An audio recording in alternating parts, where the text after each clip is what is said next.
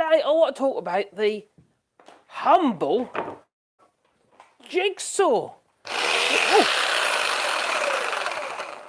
That took me by surprise, didn't it? He bit me, blimey. But it shouldn't bite you, not if you know a few simple tips regarding this machine. But also we're going to be making a jig for it.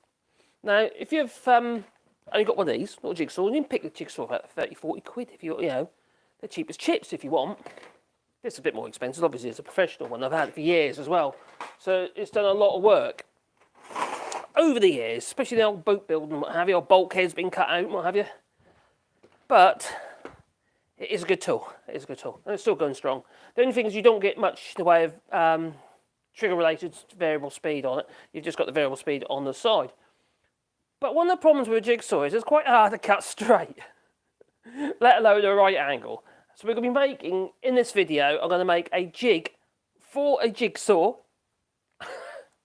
And it's really, really simple, really, really easy to do.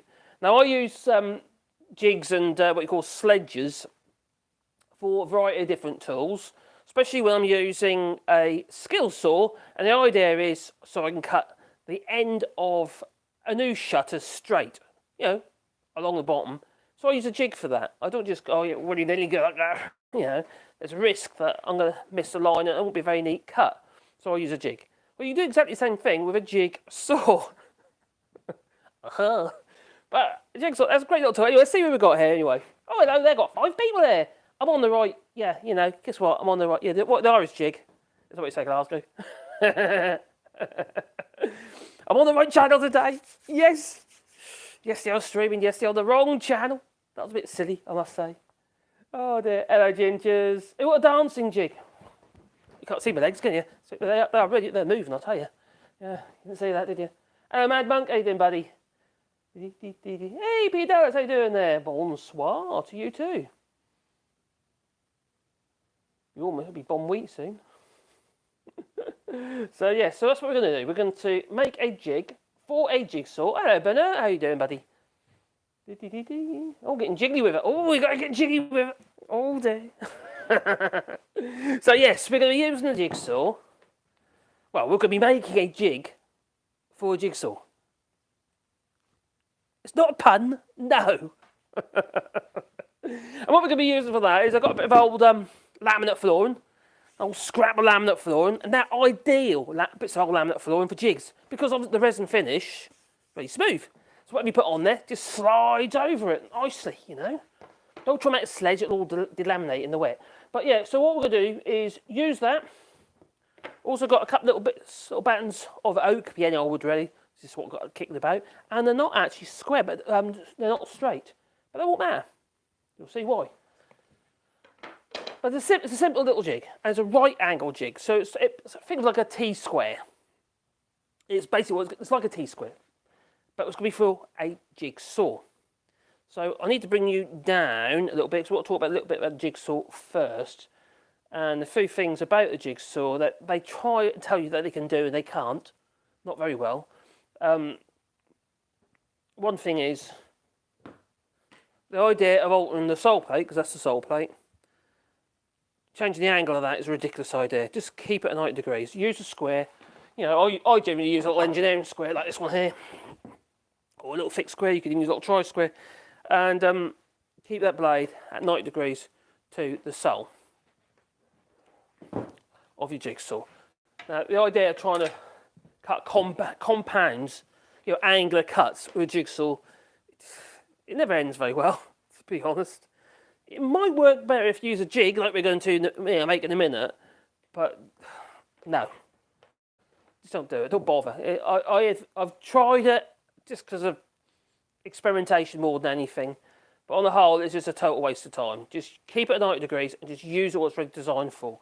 Now, a jigsaw, in the past has been called all sorts of things, a scroll saw, for instance, but really a scroll saw refers to only making scrolling cuts, angular cuts, not curvy cuts. And for that, you'll be using different kinds of blades. So I've got a few little blades here I can show you. Hopefully we get them close enough so you can focus on them. Now, if I start with scrolling, now, this is a typical blade I would use for cutting plywood, 10mm to 18mm plywood or MDF or something. That's the kind of blade I'd use. You can buy blades like this with a downward cut. Very similar to this, but with a downward cut. So instead of cutting on the upstroke, it cuts on the downstroke. So basically the teeth are pointing the opposite direction. And the purpose of that is if you're cutting a lot of laminates, and they can be very useful at, like for instance, I don't know, cutting out a hole and for the sink and the worktop or something like that, and then it'll be very, very handy. The only thing I would say about that is if it does grip the side of the blade, you've got to put pressure on top of the actual saw itself so it doesn't try and jump. Otherwise, every time that pushes down and grabs, it's trying to push the saw up. Where it is, when the cut is on the upstroke, what happens is it's trying to pull the saw to your piece of work because it's pulling against it. So I don't bother with downward stroke blades. If I want to protect the actual finish, say, if I'm cutting a laminate, such as a Formica worktop or something like that, I would just cut from behind. Just mark it out from behind and cut from behind. And that way you will get all the chips. Because obviously wherever's on the upstroke, on a Formica or anything, any timber in fact, the breakout will be at the top. With a downward stroke, the breakout will be at the bottom. So that's pretty much it. But there's so you got your wood. It's a wood cutting bit basically. But I'll use that particular bit, which is a T101B as a Bosch saw blade, jigsaw blade, and it's they're good blades. The other thing is this is a scroll saw blade, hence the name scroll saw. You can't really compare it to a scroll saw though, because my scroll saw, which you've seen me use before, I'll just show you, just in case you're new here, is that one there. There's that machine there, and that has a very, very thin blade, and you can turn it on a sixpence. You can literally just go along. 1 minute you're going straight, next minute you're going at 90 degrees. So you can, it's very, very quick, but it's got a very thin blade, which allows you to do that. Now that is not that thin. It's still about, a quarter of an inch, 5-6mm in width. So it limits how sharp the turns can be. But saying that, you can still do pretty sharp turns with it. So it's still a good blade. It has its purpose. So it's the actual blade itself that does the job. Hence the name jigsaw. The idea is, jigsaws. Puzzles and stuff like that. But it is a useful tool. But you can still use it for cutting obviously straight lines. You haven't got to be all wavy lines. Then in the boat building industry, a tool like this, and this is where this one's been used a lot, is like cutting up bulkheads and worktops, because nothing is straight in a boat. Nothing's straight and nothing's,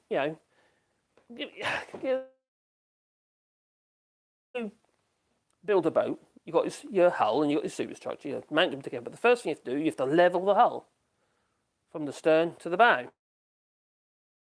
port to starboard. So the boat's got to be perfectly level. And then you use your level within the actual... the internet just went out briefly. Ooh, that was good. And you use your level to actually create your base. That is your datum. So all your measurements, all your angles come off that. But where it fits, where you fit to, for instance, the sides of the hull, they're not going to be straight unless you've got, a shoebox of a boat. But no, nothing's straight. You've got the shapes of the angles into the hull. Nothing straight. And that's where a jigsaw is absolutely perfect at that job. We used to do a lot of Formica cutting on plywood, 3/4 plywood, which is double Formica for marine grade ply, obviously. And this is what we'd be using all the time. And this machine here is what I used to use with me old man before he died. Well, I used to help in the old boatyard. He was a boat builder, basically, so that was his job. But it's a great, great tool. Now, the thing about jigsaw is, the earlier jigsaws, if you think of the old, that little Black & Decker ones, what have you, they had a different type of blade. This is a T-bar blade, so it's got these two little tongues, one on either side. These don't fall out. Generally, they don't fall out. They stay in because the way it goes into the actual saw itself. Avoid a jigsaw that has straight sides and like a little notch at the top, because you're at the risk of them just falling out. And that's quite often on a lot of cheapy jigsaws. Not quite so much these days, but in the past, it used to be like a screw inside and it just clamped the side of the actual jigsaw blade. But they used to fall out. You just grab and just pull out. They're terrible, absolutely terrible. And also some of the earlier jigsaws had no, what we call oscillation. this particular jigsaw here has a thing called oscillation. So what we have is a little lever here, and they've got, you know, 1, 2, 3, or, you know, or 0. Or you've got this one here, which is like a clutch. It basically disengages or engages the oscillation. So you can rapidly just remove it if you want. I never really use it. I just have it on all the time.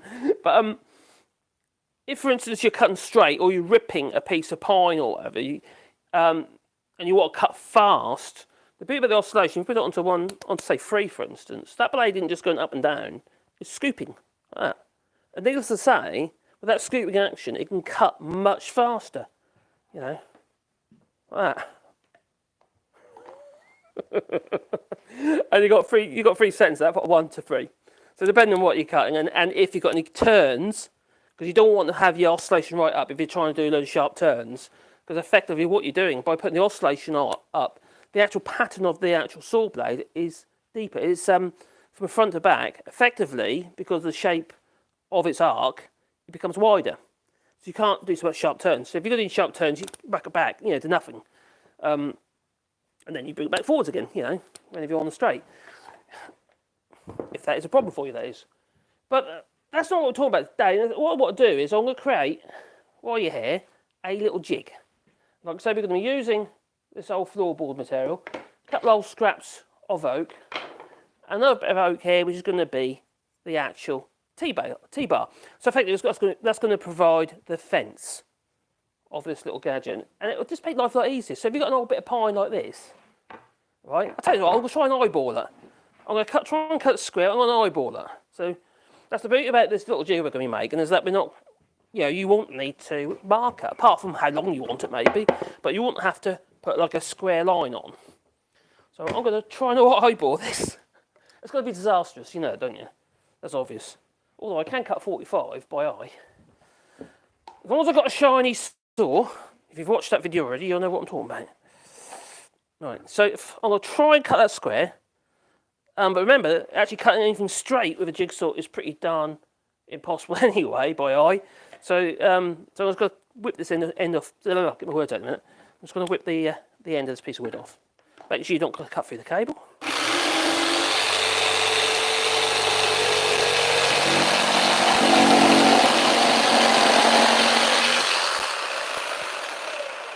It doesn't look that bad. I might have failed miserably because it actually doesn't look too bad, but we'll see in a minute when you put a square on it. It might look okay, but is it? That's the question, isn't it? Right, I've got the square. So let's bring it up so you can see. Is it square? Oh dear. Probably isn't. It's only a rough old bit of, I think it came out of an old pine unit or wardrobe or something. There's a bit of old wood I had kicking about. I was going to be using it in one of my back boxes, so I didn't use it in the end. Right. Oh. Okay. That isn't square. That isn't 100%. That is pretty darn there. Sorry. Okay. All right. Fair enough. I failed. I should have actually tried to do a. That's bang on square. Sorry, but anyway. In most cases, that's a fluke. In most cases, you're going to try and cut a square. That's been all over the place, you know? And the fact that it's actually straight as well, with a jigsaw.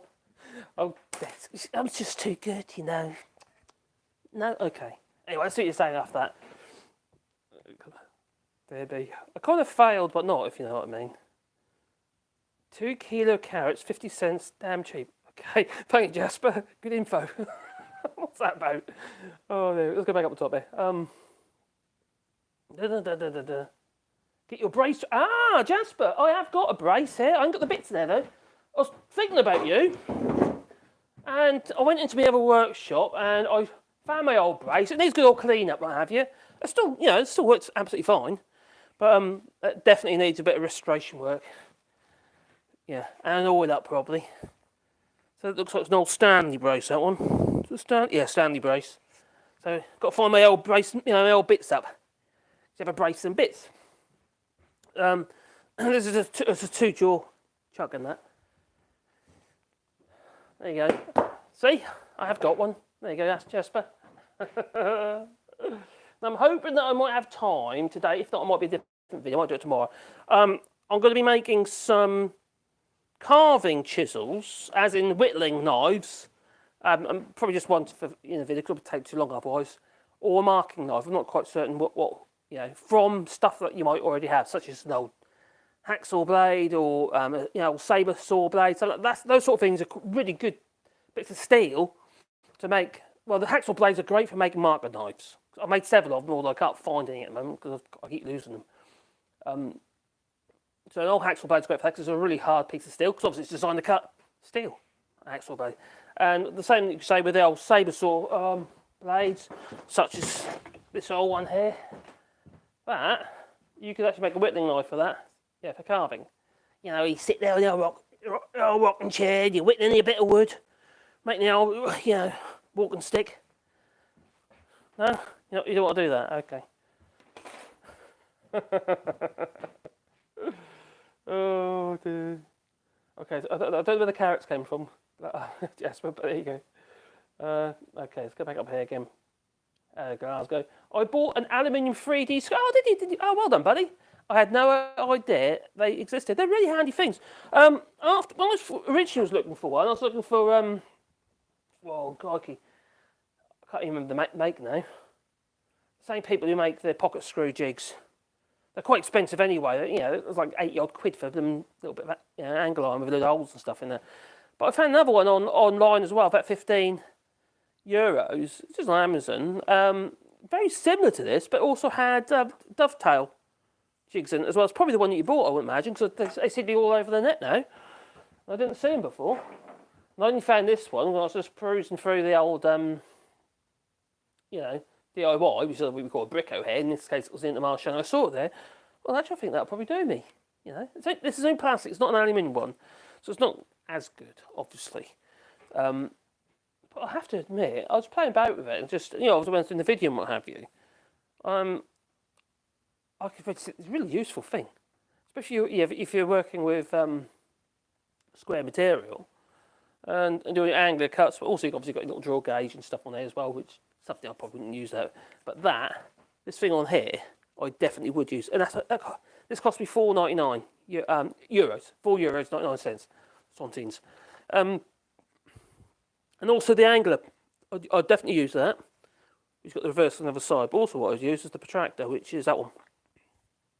If you try to find the angles on the end of, say for instance, a rafter, it'd be quite handy for that. A bit like a speed square, which I've got one of these around here somewhere. You know what? I just can't find half my tools. I just need to have a proper sort out, and then they'll turn up, won't they?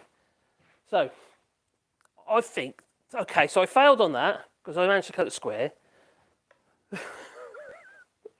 That was not my. I didn't even plan either. I just cut it. I thought it'd automatically be out of true, but it's not. No.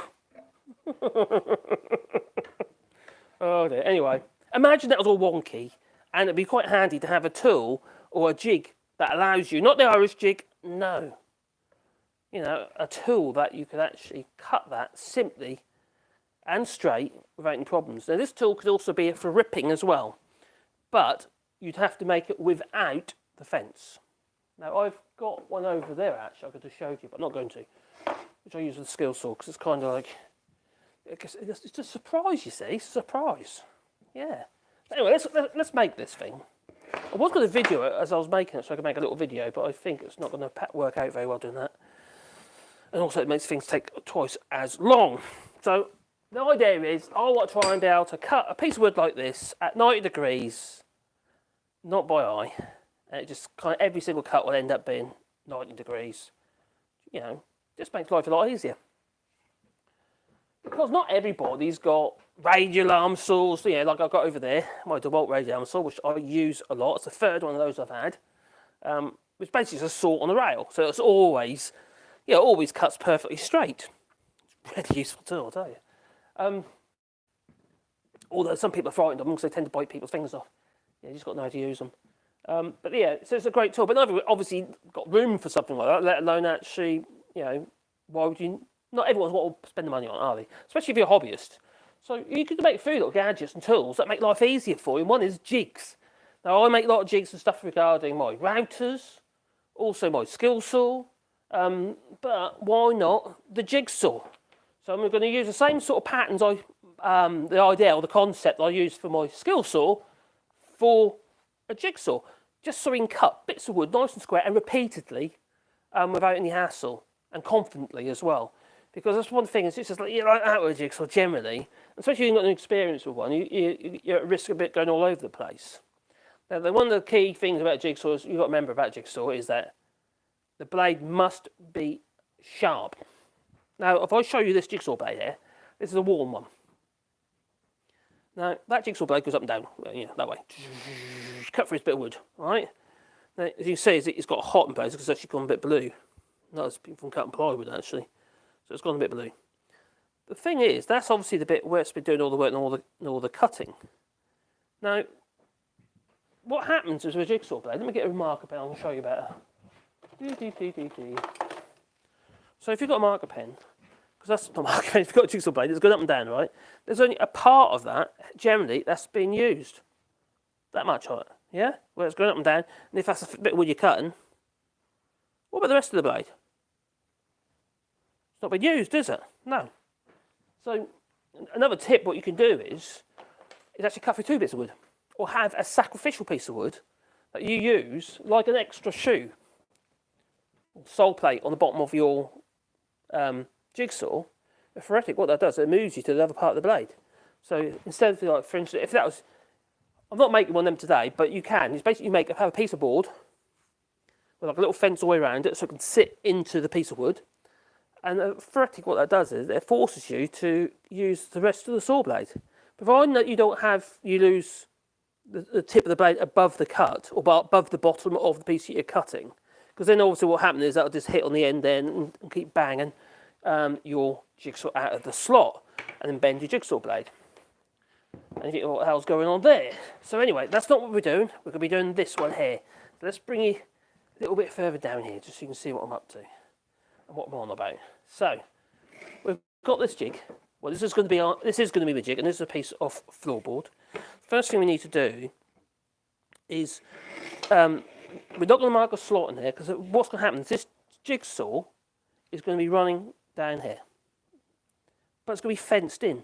So think of that like there, and that like there, and the jigsaw is going to be running down the middle. That is pretty much it. But we've got to make sure these two pieces of wood are parallel all the way along, because obviously otherwise you're going to be doing that in your slot. But you don't want it so tight it jams, grabs as it goes along. So we're going to glue these down to here, but make sure they are straight. There's various ways of doing it, because this bit of wood is not straight. It's wonky at the minute. That's what got that kicking about, so I was going to use it anyway. What's on it? So before I put it down, there's various ways of doing this. One is you basically fix each end, and then you force the middle straight. Or you can get something that you know is straight, such as, I say such as, I can't see it now, where's it gone? A level, which generally is straight.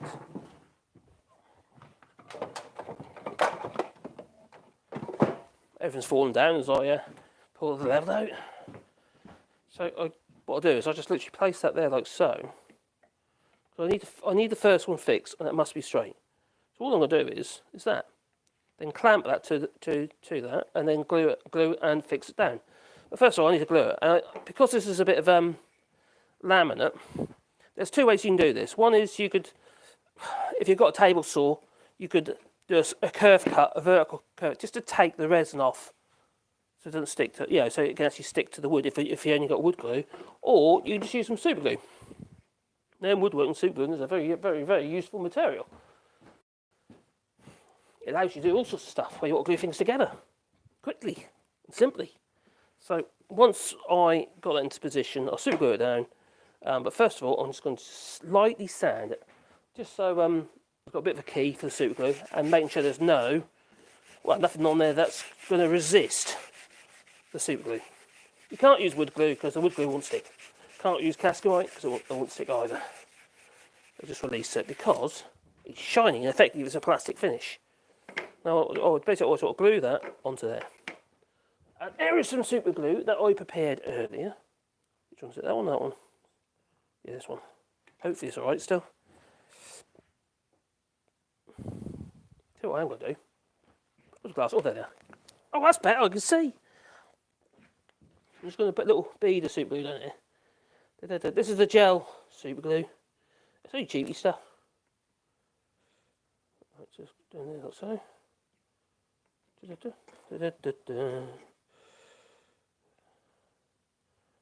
Right, and I'm going to use my nail gun. Use the 23 gauge nails just to pin it in one place, just to get fixed to each end. Like so. And then I'm going to clamp that to this. You've got to be quick because the super glue will be grabbing before you get a chance to do anything about it if you're not careful. So you have to be fairly quick. So clamping that to the actual level, and I can see that's perfectly in contact all the way along. Yeah, if your wood is perfectly straight, it's fine. But the likelihood is it's not. Now, I will be screwing this as well.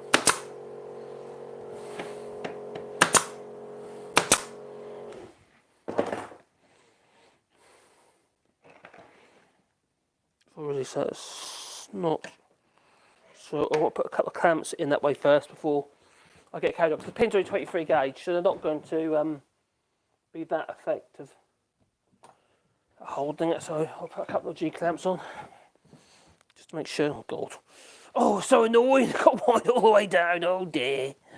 Oh, there you go. Sit down, I think. Oh, too far. Nope. I was going a bit. I've been having a look at that cup thing you shared with me. I probably will be getting one of them, I think, because I've got my insulated cup thing, but it's not actually really insulated. It's just a plastic cup that you can use to put your coffee in, but it's not very effective, as in it doesn't actually keep it warm. Not very well at all. All right, so. That's an F clamp, that's a G clamp, or sometimes called a C clamp, depending on what country you're in. Now, F clamps, if you've got F clamps like these, right, and this one I left outside the other day, I just brought it into the state of it now. So this probably grip quite well. But what happens with these things, they polish off on the backs of the bars after a period of time, especially the cheaper ones, and they slip as you do them up, basically. You know, under pressure, they kind of work their way and they come off. But there's a way around. What you can do is, if you get a hacksaw blade and rough the back of them up, you'll find that they'll be good again for a bit. It's because the steel's too soft. That's what happens when you buy cheap stuff. If you get like Bessie's, you know, I've got Bessie's in here. I've got some old Bessie's in here. There you go. That's not Bessie. That's an American clamp. Little old Bessie.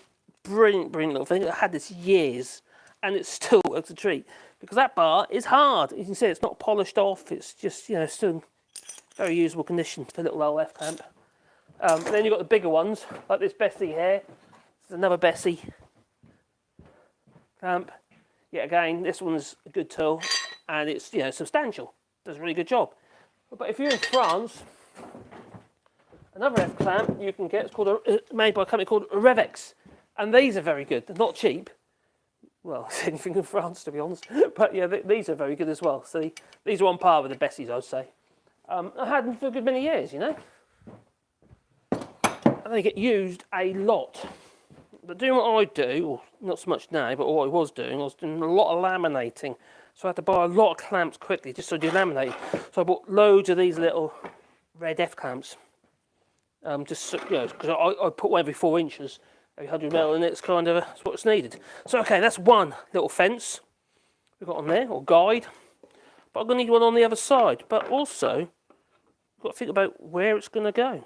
As in, I need to make sure that that is in the middle of it. Now, I could kind of faff about and think to myself, yeah, that's get tape out and measure that. Oh yeah. Oh, yeah, that's all the 67mm, yeah. Well, why the hell struggle? I've got one piece of wood that's already fixed on here, right?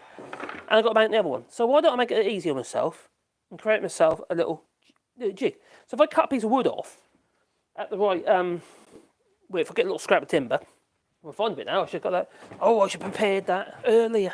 Blue Peter style. Double check my fire. Oh, the fire's still going, sort of. Smouldering away, and there it is. If I get a little scrap of timber, which I've probably got a bit here somewhere, well, that'll do. Here's a bit of pine I found earlier. And you can either just, grab that and pencil. You can see there, can't you? So, have you seen my stool? You haven't seen my stool. I've actually got a stool here that I can pull out. I've got the price set away. I can sit on that, you see.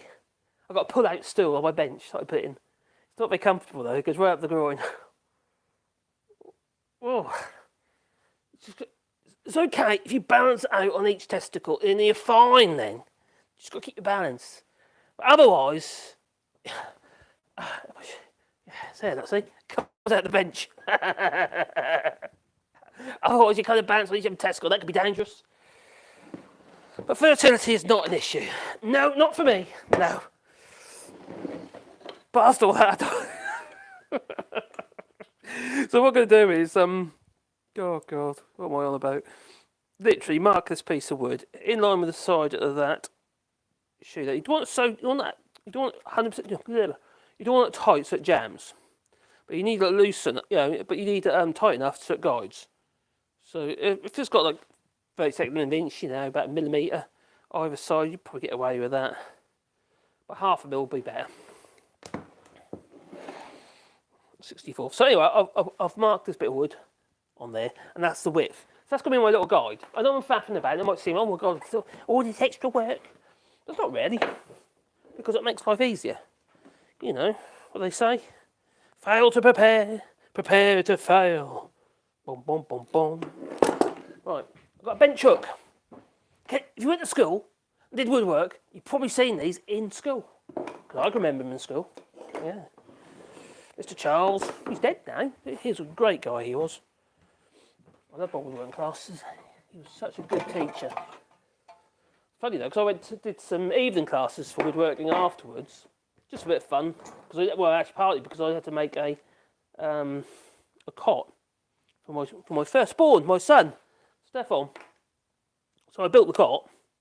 But I didn't have the tools, you see, or the gear at the time. I didn't have the space, because I just moved in with Caroline. I didn't have the space to a builder's thing. So I used their workshop at school, which was literally my old school woodworking shop, so it was quite good fun. And Mr. Charles is a lovely guy. Anyway, I built it in there anyway. So I made the cot. There you go. So this is what you call a bench hook. It's very simple, 2 bits of blocks of wood, set at 90 degrees. Perpendicular. So I'm just using this old back saw. This is a Zelux back saw. The saw that you have to sharpen, and it needs a sharpen. That might be another video. Right. So I've got my bit of wood, and this bit of wood is the width of the sole plate. I'm just going to double check that it is, because that would be really annoying if it's not. It looks like it is. Ooh. Pretty much there. Doubly sure. Yes. Brilliant. Okay. So that is now my guide. So when I put the next fence on, I'll fix the fence this end. So as it stands, I've gone a bit closer to the wood that side, but it doesn't matter. So we fix that end, and then do the same on that end. But then, as I cut, I can do the other fixing. I'll do the middle fixing, and I'll squeeze it up against my bit of wood, and it'll have the same effect. It goes that way around actually. Because I've actually I've planed one edge, you see, so it's smooth. I'm not worried about the outside because I knew I was going to have to run it through the saw to true it all up, or you could use hand plane, or not bother. So next is we need to do a bit more super gluing. But also, I nearly forgot. Got to just take off a little bit of I'll make a bit of a key for the super glue to hold on to, just in case there's any wax or any release agents from the actual Formica. Just get doubly sure.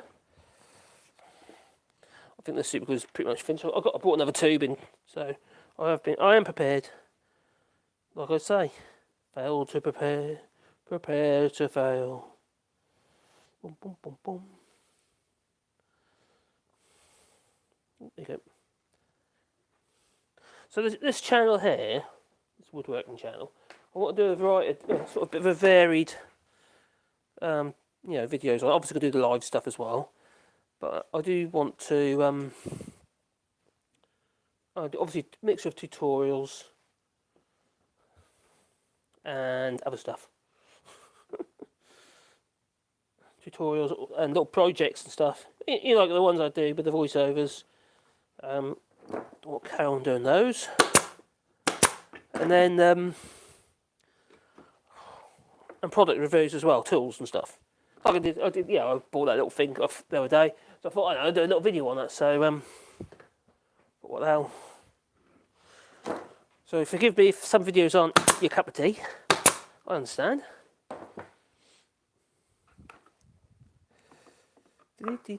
Other ones are be more fun than others. I do like doing the voiceover ones when I'm doing the sort of little projects, like if it's on the lathe or whatever really. So I don't know if that's quite tight. I'll be a little bit careful here that they don't actually. Yeah, keep that in there for a minute. So I also will be putting some screws in this as well. You see. So really the screws ought to be coming from underneath. But saying that, whenever I do these types of jigs, if I show you my other ones, one of the ones I use for a skill saw, this one maybe? No, not that one. This one might be the better one to show you. That's the oldest one. Right, this is one of the little single fenced, so it's just on one side. I've made another one actually with a dual fence, which is hanging up there. But what I want to show you on this one, you can see there's like little screws, and they're just pointing through, just little points. Pointing through. So what that happens is those little points, as you put the pressure or come along with your saw, they dig into the wood just a little tiny bit. Remember, you get the construction phase, so and the pinprick's no more than like a little needle anyway.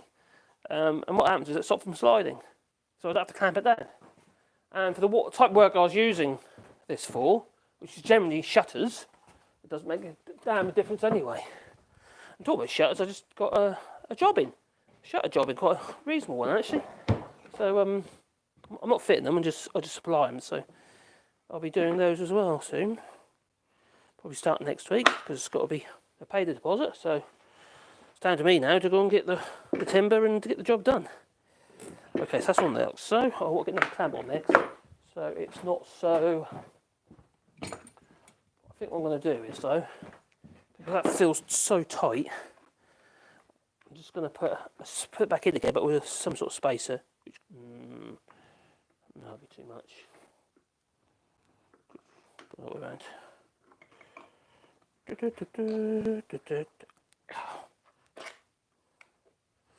Oh, get in there, you.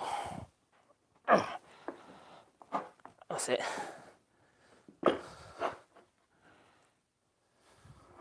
Yeah, that's it. I'll get a clamp on that one.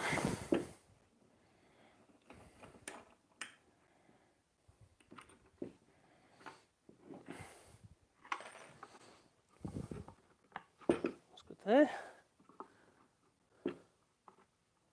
That's good there. It's a bit tight in the middle. It might not matter. Bum, bum, bum, bum. And I've got a rule there, so I'll use that for a spacer. Jigsaw blade's a bit thick.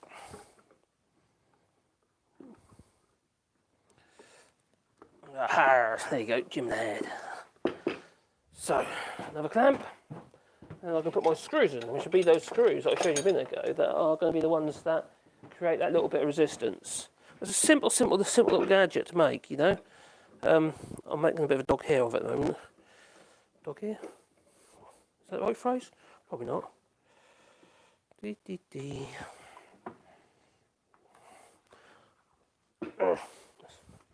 That's there, that's good.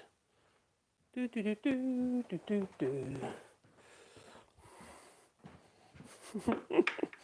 out of here, you. Now, if for instance I've squeezed up too far in place, it doesn't matter. I'll just use a rebate plane and clean it up, or sand block with a bit of sandpaper on it. But I think it's going to be absolutely fine. Providing we get, well actually can't, no, don't worry, ignore what I just said. Doesn't matter.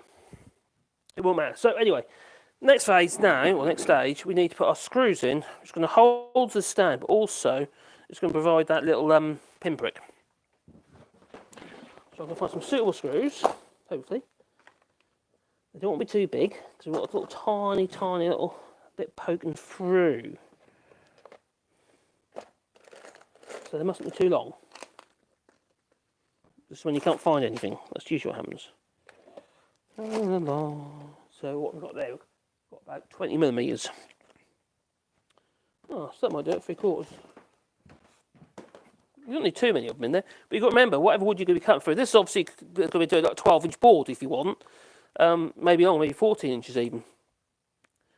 But if you're going to be using on something that's narrow, you've got to make sure you've got enough little pins poking through, so it's yeah, so it works on both 14-inch board, or say, I don't know, a 4-inch board. If that is pretty much maybe fractionally longer than that one. Don't want me too long, because it's just, no, that's too much. I think that the original one I had a minute ago, 3 of those. This is what happens. You get this tub of screws like this. This is what happens when your screw box falls over and all the screws end up on the floor. And you think, my God, is it really worthwhile, you know, sorting them all out? Is my time more valuable than going through boxes full of screws that all mixed together? Yeah, and that's not very environmental. But as you can see, I'm using them now, but it's just one of them things, isn't it? I'm sure it's happened to other people in their workshops. I'll tell you what used to happen though, when we used to do a lot of work for Wilcon Homes in Norwich, on sites, what have you. My extension was built from bricks that I picked out of the mud. And what I mean by that is, where they'd go in with a forklift to the old teleporters to pick up a pack of bricks ready for, the labourers to put on the foot onto the lift up onto the scaffold.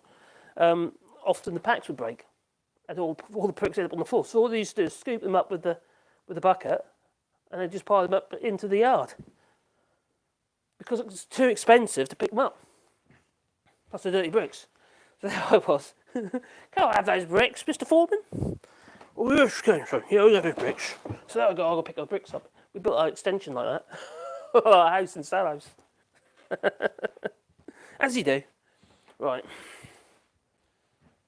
The other thing you didn't all the sand came from there as well. I don't know why I bothered, because the sand was so flipping cheap. But I was already on site anyway. I said, can I fit a little bit of sand, sir? And he said, yeah, go on, yeah, go on then. So I did. I went a little bit of sand now. Oh dear. I mean, it was quite a bit in the end.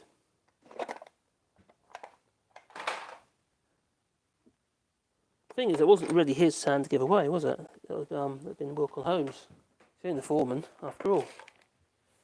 I'll tell you one thing that I found quite shocking, actually. It was when I was working on these sites for Wilcon Homes. We did this for a few years, good contracts with them. And, oh, crikey, the amount of site foremen for Wilcon Homes that I've had heart attacks or left through depression. The pressure of it. So intense. The organisation, I suppose, as well, and the fact that, you're dealing with a load of builders. Sorry. I don't think that helped. I know I certainly wouldn't have done. Oh dear. So I'm just going to put a few holes in, not all the way through. I'll probably take that clamp off now, because that glue, that super glue, it dries extremely fast.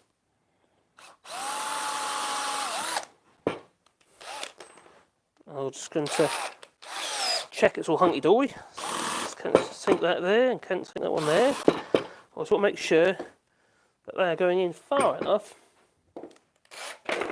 to poke through.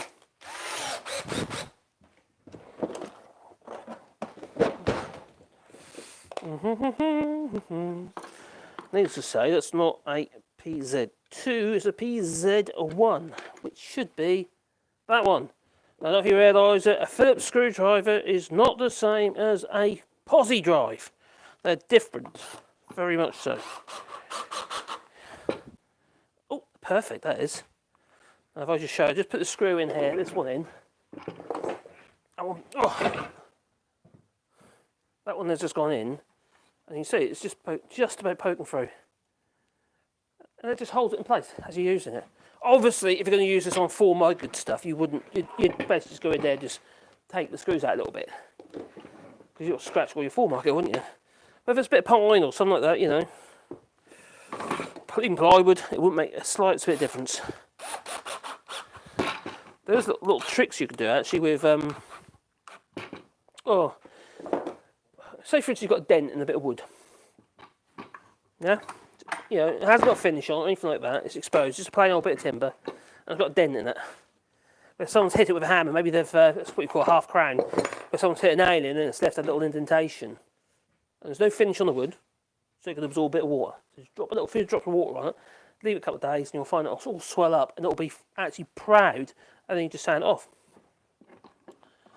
Lots of little tips like that, you know, make life a little bit easier, or get you out of a muddle.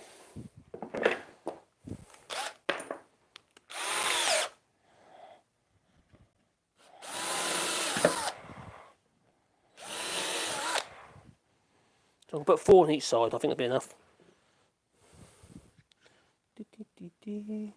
4? No, 5. Be easier. Be easier because I won't need to work out my thirds. I just visualise it and just say, oh, that's half of that, that's half of that. That gives me 5.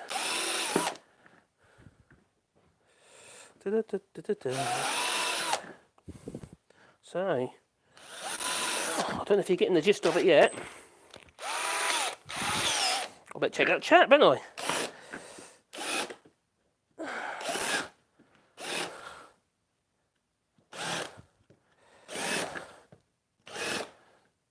It's always handy to have a bit of super glue.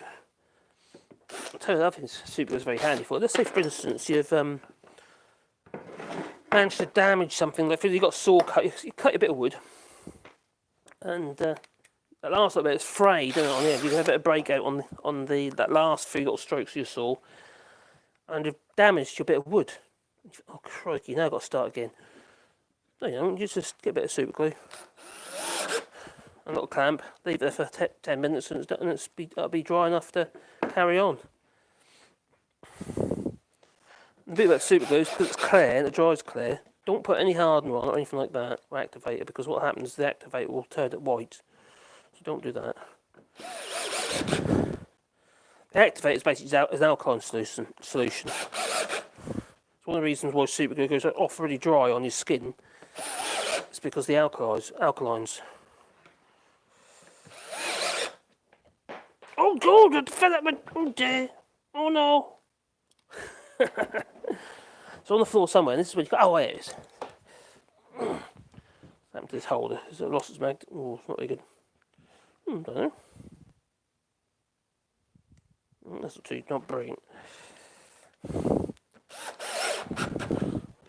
Yeah. It's gripping in the screw, but not in the holder. It's not a good sign. Let's double check that. Just see. That's okay. If you find they're going too far, all I'd do is just a sander and just sand them off, or a grinder, or even a sharpening stone like I got over here.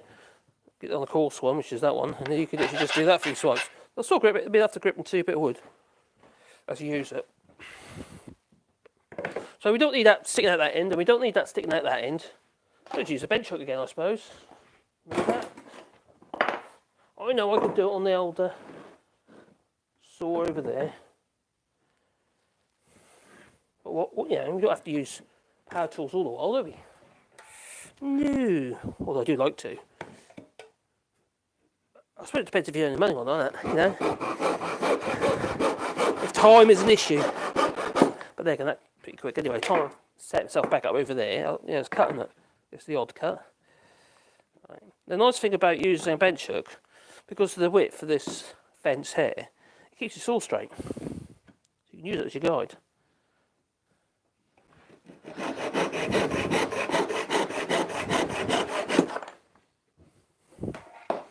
Right, so now we've got this. Yeah, wee! Yeah, sledge. Right. Hopefully, this will fit down the middle of it. Double check. Well, one way of checking actually, really simple idea. Take out a jigsaw blade and then you'll know for certain. On this type of jigsaw, there's no quick release on because obviously it's age. Some jigsaws have a little lever on the side here or a lever on the front here and it will release the jigsaw blade. This one has a screw down, right down the middle here, and then it's just release it that way and you twist it and pull it out. It's old Bosch. But saying that, it might be old, but isn't that a good sign if it's old? There you go, actually. It's a bit tighter at that end. No, I'm worried about get the gist. I think it's becoming apparent how we're going to do this now, isn't it? I think it's being apparent now. Now, I'll leave that at that for the moment. This is going to be our fence. Now, I just want to remove. I'm going to do it on the saw over there actually to speed up because I made a bit of a booby a minute ago. So I've got this excess on the side here, so I just got to remove that excess. So I'll be back in a second. I'll sing to you. Love me tender, love me true. Who's clicked off? Never let me go. No, okay. Don't give up your day job. Like a virgin, touched for the very first time. No, okay.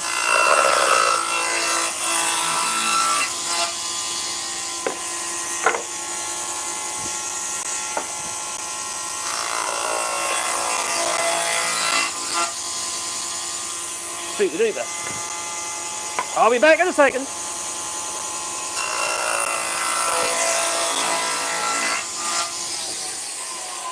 I haven't left yet. I'm a coming. Right, I just cleaned off the edges basically, just like over the table saw over there, just to width basically, just ripped down to width. When I say table saw, just in case you don't know, it's that machine there. So basically it's a big circle saw blade spinning around and it's got a fence. It just makes it much quicker and easier than doing that by hand, especially with the resin in the the flooring. Anyway, let's see what you guys have been saying. Oh, Saturday night, who's out there, should be out there boogieing. Yeah. You've all been released from your lockdown. Right, well, we can't find where did we start? Oh, we've got the corn. Hello, how are you doing there, buddy? Hope you're well. Oh, okay, I've got the carrots. Cool. Bosch green or blue? That is a blue Bosch, which is like the professional ones. Yeah? The green ones are okay, but generally the blue ones have better bearings in them, better motors, and just better all around, really. It's the one I've got. Is it? Oh, is it? Okay, Glasgow's this. Good jigsaw. They are much more durable, P.A.Ds. They're domestic. The green ones are domestic. A bit like Black & Decker. But think about Black & Decker these days. What is Black & Decker? Black & Decker is, well, Black & Decker took up Elu, didn't it? Then it's like we've got Black & Decker's DeWalt. Black & Decker was now Stanley Black & Decker. Yes. Stanley tools are now Black & Decker. But they're not what they used to be.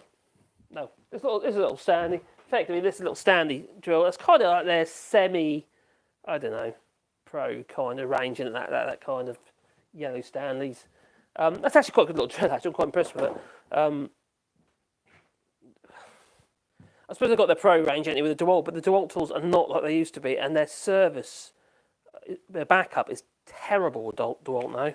Absolutely chronic. So I'd stay clear from them. I've got my DeWalt biscuit joiner. But yeah, I had a couple of problems with it. One of the bad bits of design that flipping thing is where the vents are for the motor. Like for instance, you got on this one here, you got these vents here. On that DeWalt biscuit joiner, they all come out the top.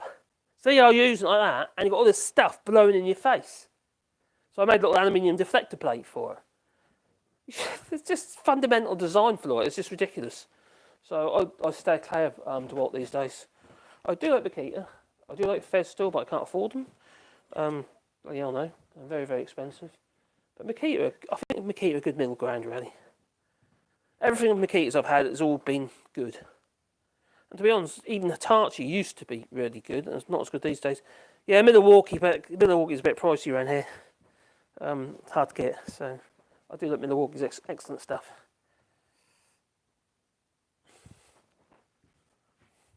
That was okay when the UK was in the EU, because then I could just get them from the UK. But here, I did have a Milwaukee drill, but I lost that. I dropped it in the river. Not a great idea, but that thing was brilliant. I think I had that. I can't remember. I think it was that had the 4 amp, 3 amp hour, or 4 amp hour batteries on it. Crikey, it had some torque in it. But it's on site work. Oh, you know. Tommy Gunn, how you doing, buddy? Tommy, I don't know where you're based, mate. If you're you know in the EU, are you struggling to get your haggis, or you have to succumb to, you know, for Burns night, are you having to succumb to tinned haggis? No. Oh dear. Makita or Bosch? Oh, is that Makita or Bosch? What, as in your preference, or are you asking a question? Oh, there's no question mark, so. Yeah. I like them both, to be honest. It's like lots of tools. Like, for instance, if I was going for Festool, there's sanders like the Festool Rotex sanders. Fantastic things. The dust extraction on those things is brilliant. Really well designed machines, Festool, but very expensive. But their Jigsaw's rubbish. I hate it. You know, a friend of mine's got one. He lives in the UK at the moment, but he's got a barn here. Anyway, he's got the Festool stuff. Only because he knows a rep, so he gets loads of stuff for nothing. Lucky bugger. Anyway, and we've got this Jigsaw, and it's the worst Jigsaw I've ever used. It's an awful thing.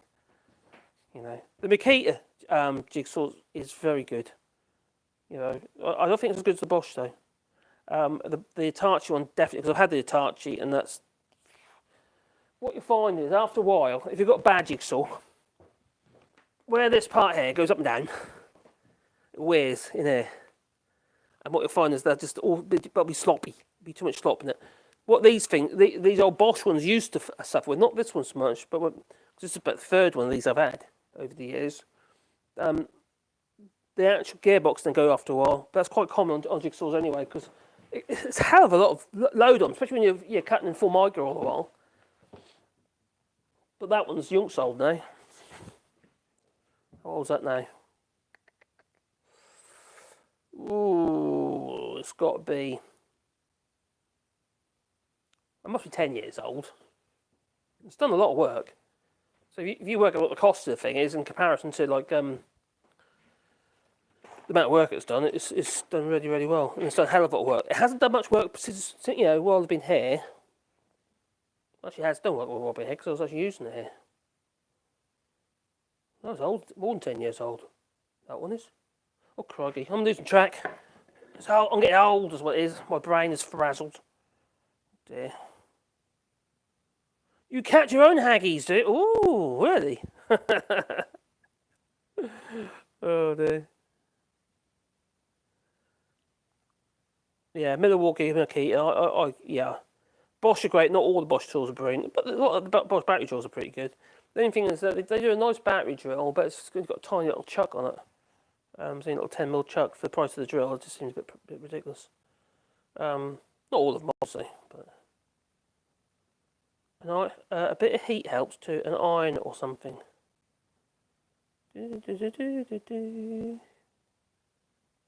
Doing Bud long time no see. Oh, there you go. Oh, Jasmine videos. Hello there. Hope you're well, mate. Oh, cool. Oh, look, I've got a bot comment. Oh, lovely. Oh, Bert Hurts. How you doing, buddy? Oh, Philip. Hope you're well. The Masked Singer. Who is the Masked Singer? Am I missing something here? Is that some TV program? The Masked Singer. Really?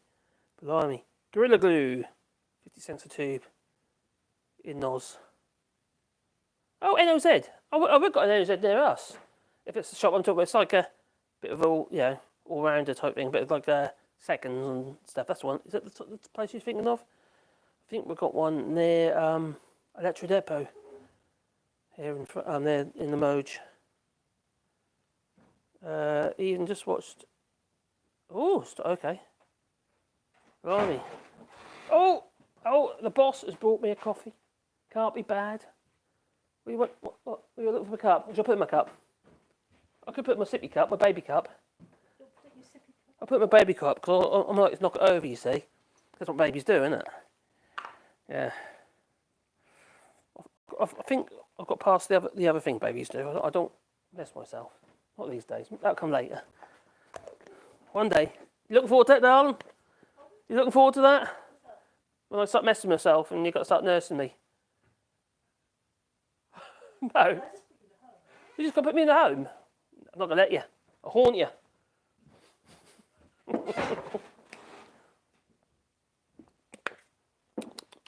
Right. Okay, so we've got this far. The next stage is we need to find our centre line. We don't have to do it all the way along, but I've got to think to myself, well, where are we going to be starting from? If I'm going to be starting from this end, I don't want to start so we're on the end here like that. I want to make sure we're on the actual, on its little sledge, nice and comfortably.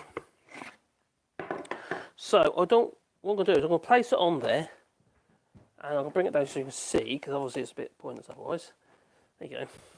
And I'm going to mark about where the jaw bit is, which is about half. So we'll be cutting in that direction. I've got to find my rule. There's the rule. We've got to find our centre. Now I'll make a centre gauge one day. I think that might be quite a good idea. So this is 35, be 70. It's less than that, so it's 33 and a half. Oh my god. Oh, in the wrong place. There you go.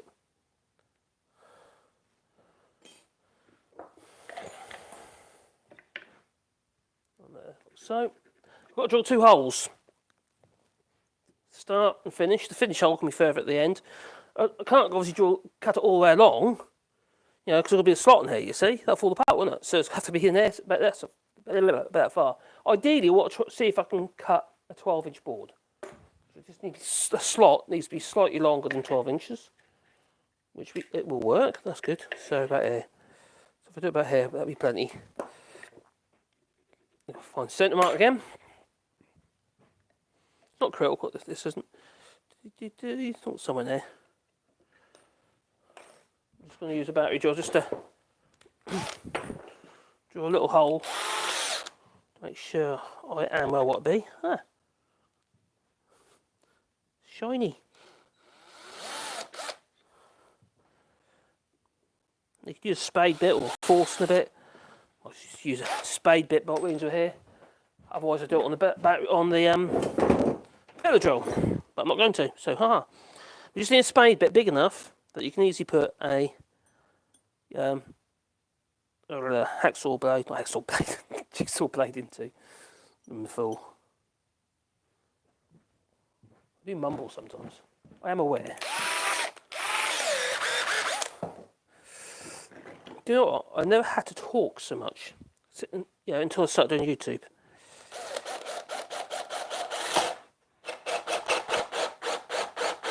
I'm not going to go all the way through. Not this stage, and no on this end.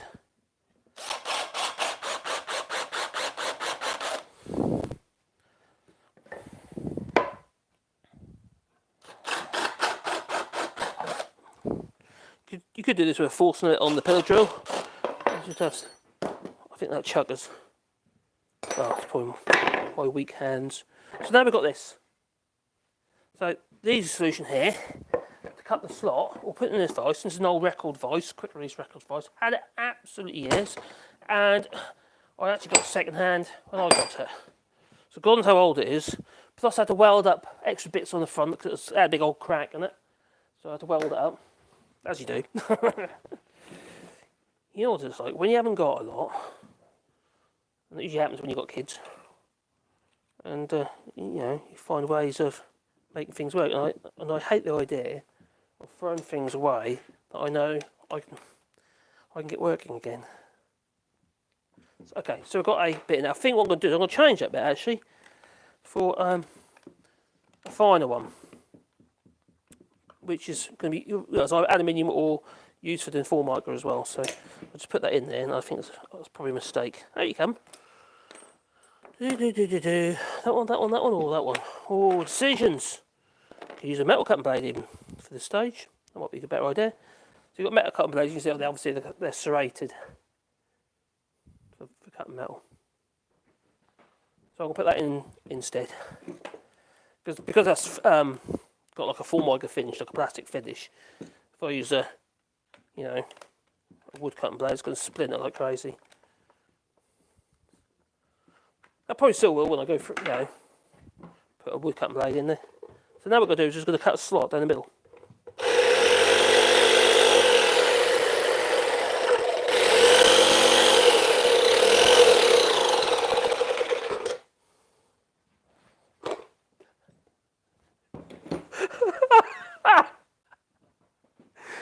Of all the things one does when they're doing a live video, and then they wonder why the saw doesn't work.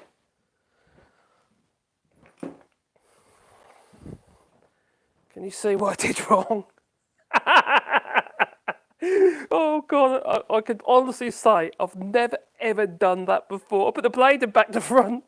I've never ever done that, and the only time I do it is when I'm live. Oh my God.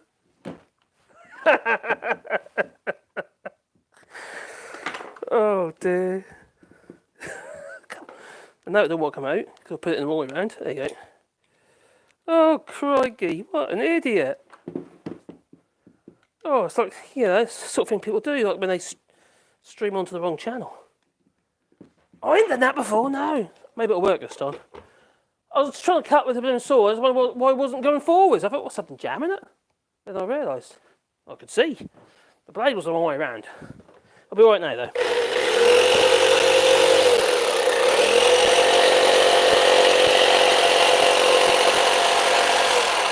You see, I know it's about cutting blade in there, but if I go on to 3, you'll see, if I start here, I'm on 1 at the moment. If I flick it forwards to 3, you'll see how much faster it cuts. That in.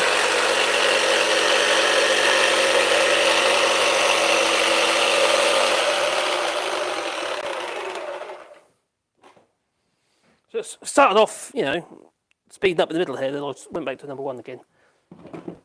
Sort of splintering a lot more. And now I'll put a wood cutting bit in there.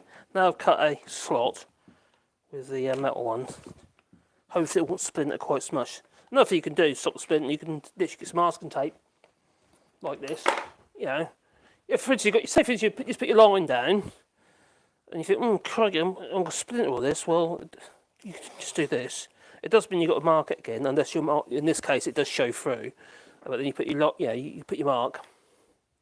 And then it does help, as long as it's got contact all the way along where you're going to be cutting, it'll help prevent, breakout. Put that blade in the right way round. I can't believe I did that. You probably can. Right, I'm going to put this one through now, because it's a bit like doing a pilot hole by using the finer cuts. Hopefully this jigsaw blade won't splinter this finish.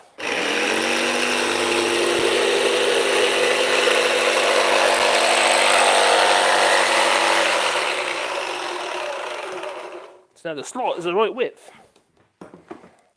There you go. Oh yeah, that worked, see? Beautiful. Beautiful. Right, that'll do. So what we've got here then, we've got a sledge around for which the actual jigsaw can run up and down nicely. Another thing you can do, actually, I'll put it back in here for just a second, to make it a little bit more effective. If you've got some PTFE spray, you could use that. Dry PTFE spray, not wet. You could use that to lubricate your sledge. I'll just use a bit of candle wax, because I've got it, and it's to hand. They're my hand. That'll just help you on your way.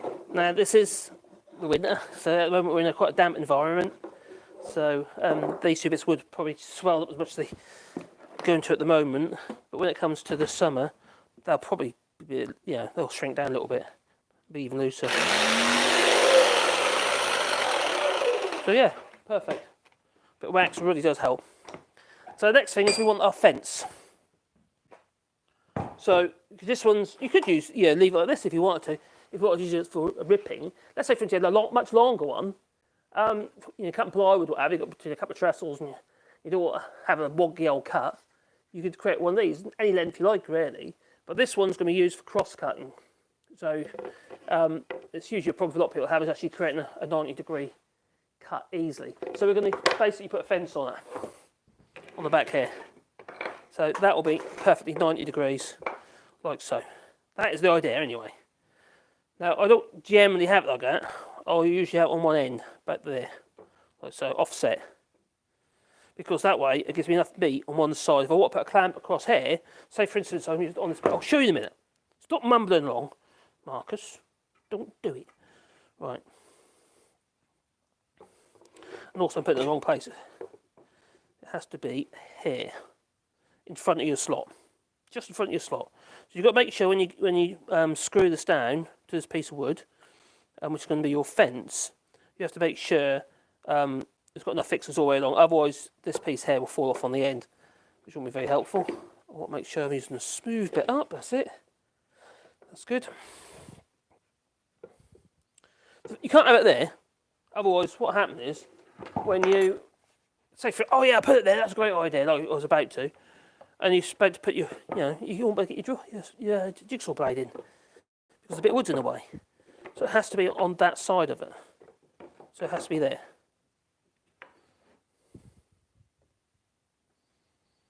Basically, or even there would be okay.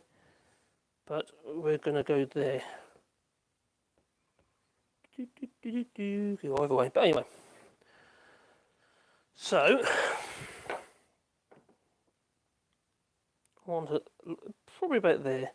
I might shorten this a little bit because I might be on a bit of the long side. But that's basically that's how I want it to be, like that. And to achieve that, I need to put a screw through here. I put these extra screws now. They didn't need to be in there. To be honest, that was a bit silly. It don't matter. I'll just sand them off. Which I'll do now. While I'm thinking about it, I'll just whip them off. Oh, look at spark it is. Oh.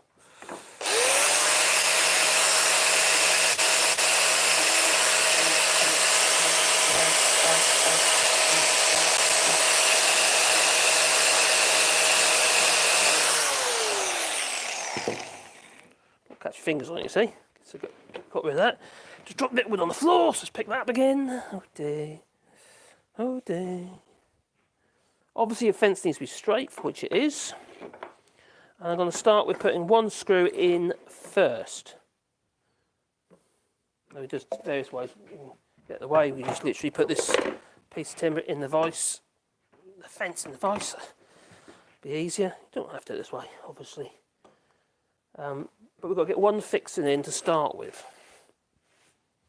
And also, I've got to think about super glue. So you've got to be quite quick, otherwise you can have a problem.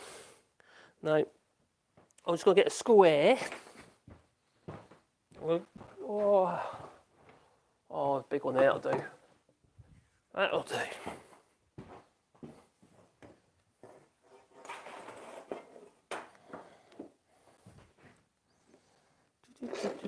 I'll tap that down a bit. Bum, bum, bum, bum, bum, bum, bum. Ball peen hammer.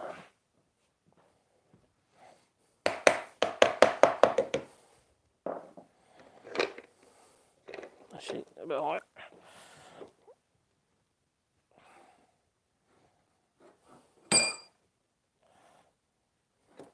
Sweet.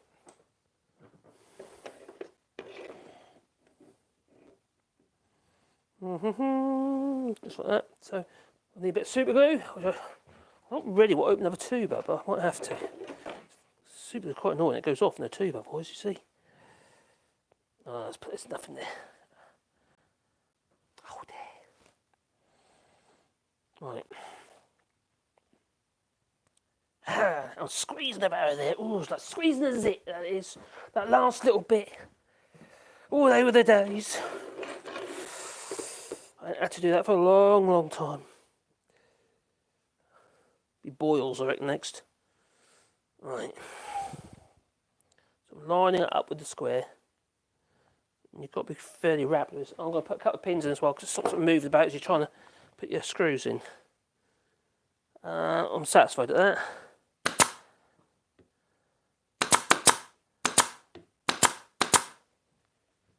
You don't have to use that, obviously. But I did. So it's tough. If you don't like it. Huh. Right. So we'll draw it all the way through as well.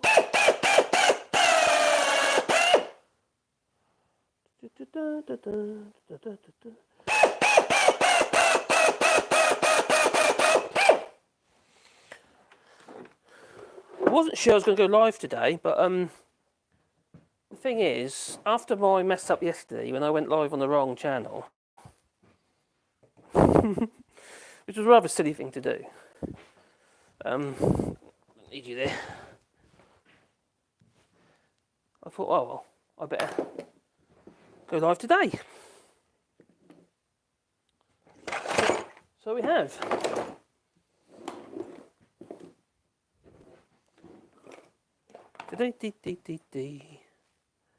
Right. We'll whack a couple of screws in there while that's true. And that's probably all you need, to be honest. No, we will need them on there because this what happened is once that gets cut through, all the once we run the jigsaw along there, we'll cut through that fence. So we'll need to we'll need to put extra fixings in that. Fixings, screws. Which one should go? Shall we delve into here again? Probably nothing long enough actually. These are all up to an inch quarter apart from this beast. I would say a 35mm. Probably do that. That's probably enough. Is that enough?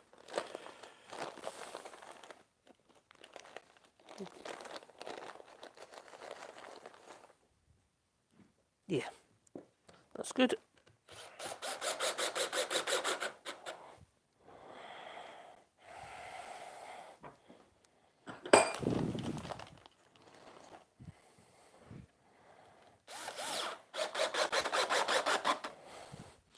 Now we want a couple of short screws. So I'll need another one in there, countersunk, and on there, countersunk. Far enough away from the blade so it don't cause any problems there. I do like using jigs because it just makes life so much easier.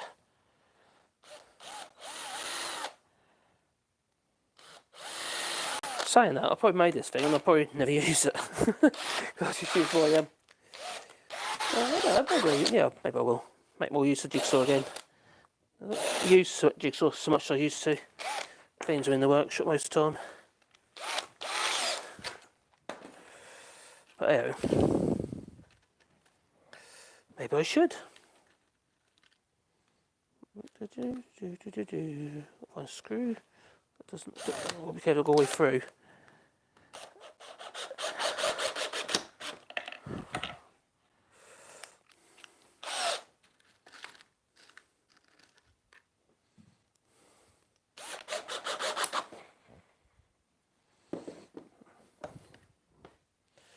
I think I should have pilot hold that. Oh, that's right. That's good.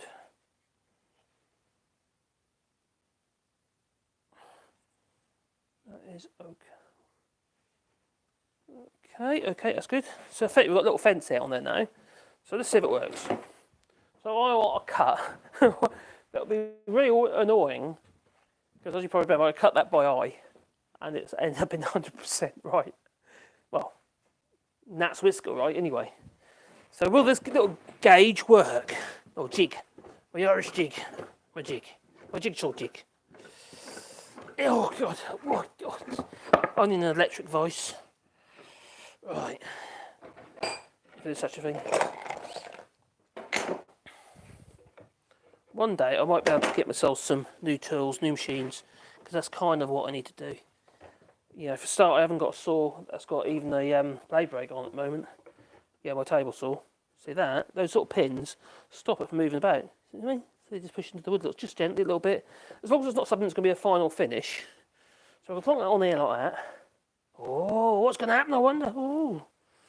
Right, you can use a clamp if you want to, such as this one. You know? As long as it interfere with your travel with your jigsaw. So if you want to, you put, in this case, a left clamp. Could be a G clamp, could be any clamp. It's gripped anyways, like that. I genuinely wouldn't bother, I wouldn't worry. Then you've got your jigsaw. You don't want to be on the when you're going cross cutting. You don't want to be on free. So you don't want to like scooting too much at a time. Yeah, you get away with one. God, I see some oil on it or something. It's really stiff. Crikey, like me. Right, so you plug it in the hole like so, and this first cut is going to cut through the fence as well at the same time. But that's fine because we put enough screws in to hold it all together.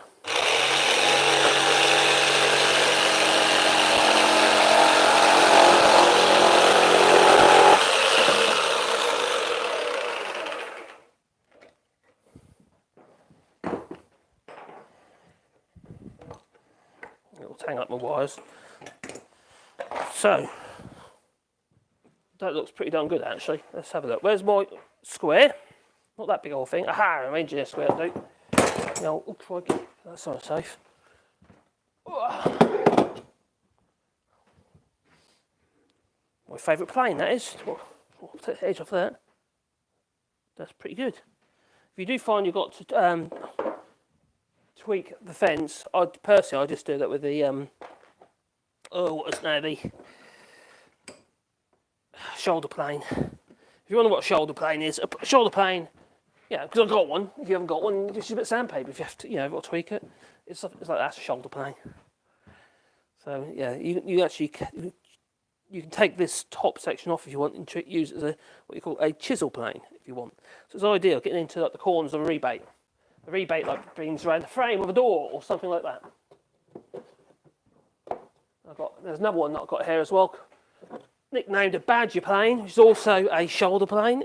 Now why they call it a shoulder plane is because the blade goes right to the sides of the plane. It's a shoulder plane, nicknamed a badger plane. This is a Stanley one, it's actually not that old.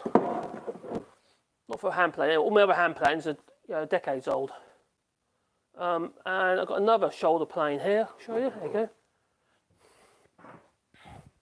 Oh, number 42 record, shoulder plane, same difference. You can get one similar to this, similar to the other little shoulder plane that I showed you, where it's a two-piece thing, so you can use it as a chisel plane as well. But this is an excellent tool, that is. I've had it for a very long time. I've got another one as well, I've got two of those. I had them for a very, very long time, and it does a brilliant job. And this one here, it's kind of like a shoulder plane, but it's not. It's actually it's a rebate plane. So there's a fence arrangement that goes on the side of this. So you create rebates in pieces of timber. These days you'd use, either routers, spindle holders, or you just cut them on a table saw. But where they're quite good is if you want to clean up. If you are cutting a rebate on a table saw, which I've done before, the handy thing is you can just, clean it up with one of them, and it's perfect. Oh, like that is. Just pop a look. Yeah, that's pretty much. Let's see. That's pretty much there. That is there. So if you want to do repeated cuts, a little jig like that with a jigsaw, you just, in fact you can cut up to 12 inches, 300 millimeters with something like this. You can make it longer if you want. Just makes life a lot less stressful. It's a simple little tool. And it works. So there you go. A jig. How are we doing for time? 10.5 so far. 20 minutes. Got to be careful, you see, because the microphones go out and the battery on the phone suffers. So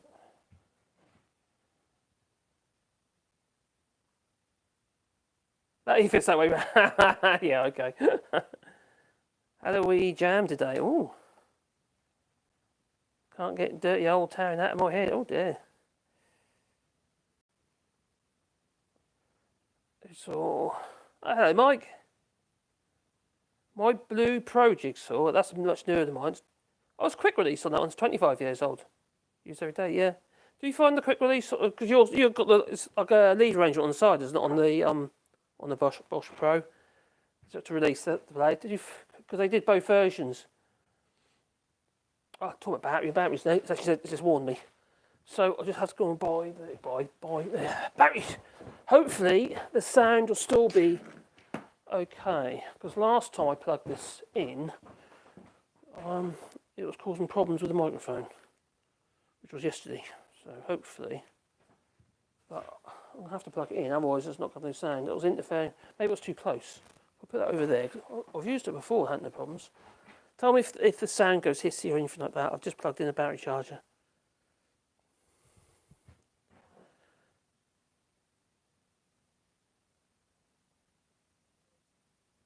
Yeah, check. No, you're welcome, man, Monk. It's just such a simple thing. I know I make look a bit of faff to put together because obviously I'm trying to sort of demonstrate it, but it's really quick. You know, really quick thing to make. It's like the other one I showed you, the one you use with a skill saw. I was using one of them on the side. I was storing a staircase, an oak staircase for a customer, and the guy there was making the shutters. Rough as old cuts, I'll tell you. Anyway, he's making these shutters. It's in France. And, so you're faffing about here. Why don't you just make yourself a sledge for your skill saw to run along, and then you can quickly and easily trim the ends of your shutters. I just showed him kind of what I've got, and he looked at it. I knocked one up in about 5 minutes, and it just saves so much time. And all those cuts on the ends of the shutters, instead of being a bit kind of skew-if, they end up being straight. Well, this jig was a bit nasty. That one I showed you earlier, that was actually, I've had that a long, long time and used it so much. But I've made another one since then, which I'll show you, which I'll use on my shutters. Like I say, I've got a shutter job I'm going to be starting next week as well, so I'll stream some of that or video some of that as well. So this is kind of my upgraded version of the other one, and the reason why I upgraded it is because it's got a second fence. So you can't do anything but stay within the two fences, basically. So what you do is, effectively, if that's your shutters, you grab this along the bottom. Yeah, I think that'd been a wide shutter. Even a door, you can literally trim the end really quickly. So for that, or buy yourself a plunge saw, such as the Fez tool, or even Bosch one even. But they're quite pricey, and I don't think they actually suit what I need to do with it. So yeah, there's lots of little things you can make for pretty much no money, and save you a fortune, also make your life a lot easier when you do all these little jobs and stuff. Because that one, how easy is that? Where's my coffee gone anyway? I'll put it down somewhere. Oh, it's there. Jim lad, my sippy cup. I need to get one of them cups. I don't think this is feminine. It's like a plastic cup. And Glasgow, so it's not like the one you showed me. Hello, Philip. You're welcome. Oh, got another bot comment as well. VOR.RED, whatever that means. It looks Russian. So that was Ukraine. You're welcome, but so yeah, I want to do a few videos like that because there's loads of little tips and tricks that I've got in my head that I've learned over the years, and it's quite good for me actually as well to do them again because it sort of refreshes my memory and get me doing things in a way that makes life a little bit easier. It's always good to have little tricks to make things easier. Yeah, but don't forget that it does not have to be just for cross cutting. You can make a bigger version of it. Let's say if you've got a 8x4 sheet of plywood or MDF or whatever you're using. Let's say you made yourself one just over 4 feet long. Well, then you could quite easily cut a sheet of plywood very quickly and easily without actually moving it. Oh, how do I explain this? So say for instance that's your jig without the fence on it, and you're cutting along your sheet of plywood, and you come to the end of your fence, but you've got the rest of the plywood. All you do is you leave the jigsaw in, you release this, and you slide it forwards. You line it up with your mark, clamp it down, and then carry on cutting, and just do that until you get to the end. So it's a darn sight better than trying to do it by hand, and it's a darn sight better than having a straight edge and going along a straight edge. Because I've got some very long straight edges, and have your whole sheet of plywood and put that long and run it along with that. But the problem with straight edge, it's quite easy to wander away from the straight edge. With that, you can't really get it wrong. All you've got to think about is pushing forwards and cutting. It's no brainer, isn't it? It's just simple. So yeah, why not make things easier? You want me to do one on sharpening chisels? Oh, I can do that. That I can. If you like, we'll do it now if you like. I'll tell you what, I'll sharpen the chisels just so you can see. There's various ways you can do it. The only thing is, if you buy a new chisel, they're not the right angle. They'll be 30 degrees. not 30, it'll be 28 degrees. Pretty much all chisels, when you buy a chisel from new, will be ground at 28 degrees. And really, a chisel for most people's use should be 30 degrees. A chisel's not a plane iron, but for some reason they sharpen to the same angle as a plane iron, which is not a great idea. So, argument's sake, eeny, meeny, miny, mo, which one should I do? What one do I use? Or would I use if I sharpened it? Well, I use them all, to be honest. I'm not that picky. Right. A 3/4 chisel is quite a very useful chisel to have. I'll just sharpen this one. Let's look at these. This one needs sharpening. This is an old cast steel Robert Sorby. Is it Robert Sorby or Braids? Might be a Braids. Can't see it probably. No, this is a Braids cast steel. It's an old vintage Braids cast steel, and it is blunt. Hence, I can do that without cutting myself, even sideways. It looks like I've been using it as a scraper. Well, there are lots of things you can do, and lots of things you can do to actually make life easier. Now, over here, well, I can show you 3 different methods how I sharpen. If I'm in a hurry, I'll use this thing here. Let me show you. Bring it down a bit. And I've got 3. I just clamp to a bench as local, so I can just flip, done. Or, so in this little setup, this little wooden block I've made, I've got 3 diamond sharpeners. Yeah, nothing, not too fine. They only go down to 600. This one's a 600, but it's quite worn now, so it's probably finer. So I've got 600, 400, and a 300. I just work through the grits that way, and I use Windex, like a Windlean, as a lubricant. Whenever I use a diamond sharpener, such as that. If I'm going to be, say, for instance, using an oil stone, what are you using? Are you using an oil stone, or are you using? Might make sense to actually use. Bernhardt's, do you use an oil stone or do you use a diamond sharpener? And I'll quickly do one to suit. Let me know. Right, I'll carry on mumbling along while I'm waiting, if you heard me, that is. So, the diamond sharpeners are great. They're quick, they're easy, and they take a lot of oil stone. Okay, we're there. Okay, I do use these quite a bit. Really, really handy, and it's only a cheap set, or free. You know, thick plate sharpeners like that. They're not the ones that I use down at Ginger Island with Graham Hughes. Actually, I left him one of my sharpeners. It's probably wrecked now. But anyway, I won't run out of grits. This is quick and easy, and it sharpens fast. But I also use this for sharpening my router bits as well. And also another one as well, if I can find it, I use for my router bits. It's a thinner version. Actually, no, it's in the house. Actually, I've got some thinner versions of these, like card sharpeners. That's what we nickname them for sharpening router bits because they get right into the corners. But we're going to be doing the oil stone. Oh, now oil stones. Well, I've got 2 setups that whatever tickles my fancy, whatever I want to use. I've got my old oil stones, which happen to be in this drawer. Oh, can you see those oil stones? I'll bring it down like that. So I've got 2 oil stones. They're the same Indian silicon carbide oil stones, Indian stone, sorry. That one there, I've actually had this stone here for donkeys here a very, very long time. That's the fine, and that's the coarse. So I start with the coarse and I finish with the fine, and then I do all my lapping and what have you using a strop, which is just a piece of old leather belt. Actually, it's a bit of like an oxen harness or something. Anyway, I was laying in the field here. So we're not going to use that one. We're going to use another setup. Now, the reason why I want to show you this other setup is it could make life really easy for you when you're sharpening. You're saying you find it difficult. Make yourself a jig. Make it easy. Now, it doesn't have to be one of them little metal things you can buy. You know, I can show you one of them. There you go. One of these. They're okay. But the cheap ones aren't big, and this is a cheap one. This is one that came in a kit. That's the only reason why I got it. My kids bought me some chisels, and that came in the kit.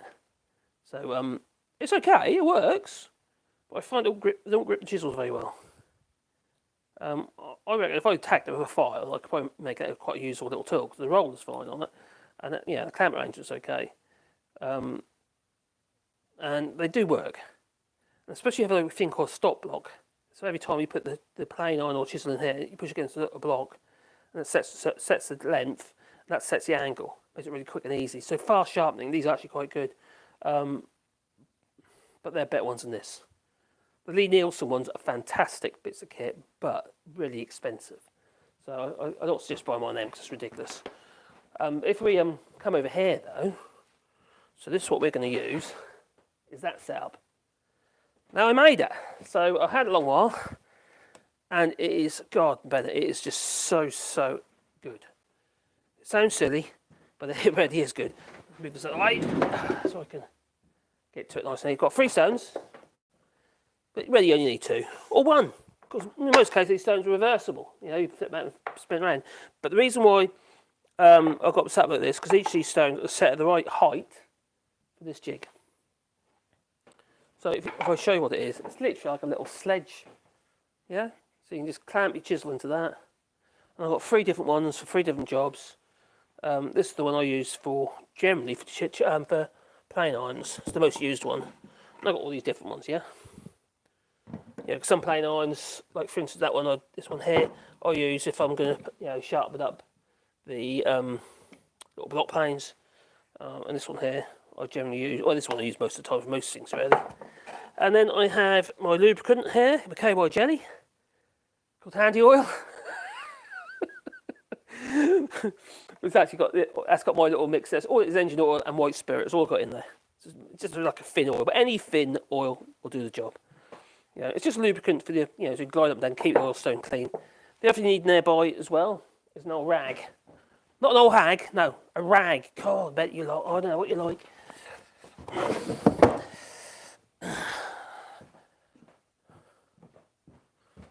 You can use Tormek. There's loads of machines you can use to sharpen your chisels.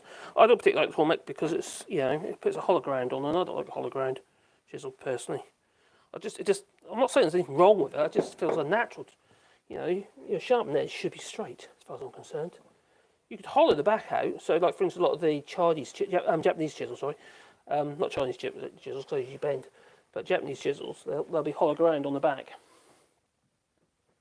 And the idea is so you've got less contact from the chisel to your workpiece, so you get less friction. A bit like KY jelly. Anyway, I've got that on the brain for, I don't know. Right, so what we've got is what 3 stones. That's actually a water stone, that end one is. And, if you can get yourself a water stone, brilliant. But they behave totally different to the rest of these. So, I don't think you really need that, especially with a chisel. I use that really only on my plane irons. And the reason why I use them on my plane irons is because the planes that I've vamped up, these pimped up old Baileys, this is a Stanley Bailey number 7. It's quite an old plane. I put new handles on it. Yeah. Painted them and did what it to do. But the thing that is really special about this plane, it's got Victor forged plane irons. Now these plane irons are much thicker than your standard plane irons. Now if you're going to buy yourself a new plane, consider something like, I don't know, a Crown or something like that. A Clifton. They're lovely planes because they come with the forged plane irons and a decent clamp iron and clamp arrangement. They're really good. Anyway, I digress. We're going to sharpen a chisel. Now this chisel is going to have to be sharp enough so I can shave the hair on the back of my hand if I want to. Don't try anywhere else just in case you slip. That could be unfortunate. So we've got our 3 oil stones, but the other thing that could really make life easier for you is this. Oh, it's a gadget. Oh, you can't see my face. Blimey, you lucky devils. Blimey, is that? Oh, it's a pocket thing. Yeah, because it's got like, yeah, alright, yeah, it's a... I get out of this. Story of my life. Anyway, okay, is that? It's an angle finder. Now, these things are generally used for finding your angle on your table saw or whatever. And the idea being is, you find the angle for you. That's also very good for your sharpening. So, if you've got your your stone hell and your sledge. Actually, that's the wrong one to that chisel. I think it's got to be the other one. Might use a different chisel, actually, a longer one, because that might be better to show you. I've got this beast of a... that looks like it needs cleaning up. Let's do that one, because then I can use this gate. Aha, we can use this then. Right. So as long as it clamps on there nicely, it does. So there's no sit. Can you see? No, you can't. Just bring it back down again. All right. You might have to put up with not seeing my beautiful face. That might be a relief for some people, I'm sure. Right. Anyway, there you go. Right. What we've got is the chisel is mounted in the sledge. But the problem is, what is that angle here? So we can work out the angle there by this angle here. So what we'll do is we place it on there. We grab this, it happens to be magnetic on the bottom. But first of all, we've got to zero it. So we zero it on the stone itself. So we turn it on, and then we zero it by pressing it again. It should go 0. There you go, 0. Now, if I put that on here, boomf, it's pretty much going to tell me what the angle is at the end of the chisel. Now I want about 30 odd degrees. So I'm going to pull up out. What's it all green? What's going down? There the.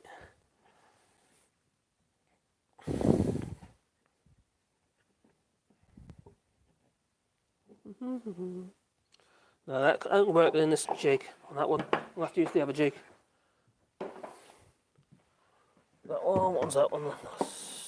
Oh, that'll work on that one. Should do. In that case, I'm going to go on to the other chisel because I can use it now. Because that's what I'm going to be using. Oh, I will use that one. Yes, that's better. There's a fence on one side of the jig. If that one, yeah, that should be right. As long as it clamps, it okay, it'll be fine. Which it is. That's good. So okay, we don't. That's still make sure it's still 0. Yeah, that's good.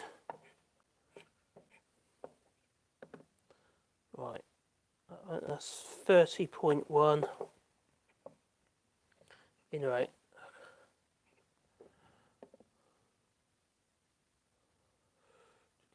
Out.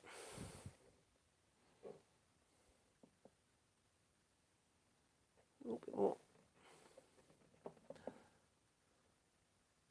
A touch more.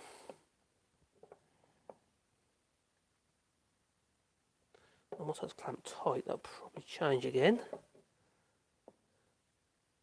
Perfect. That's near us down at 30 degrees. So we've got it clamped in at 30 degrees.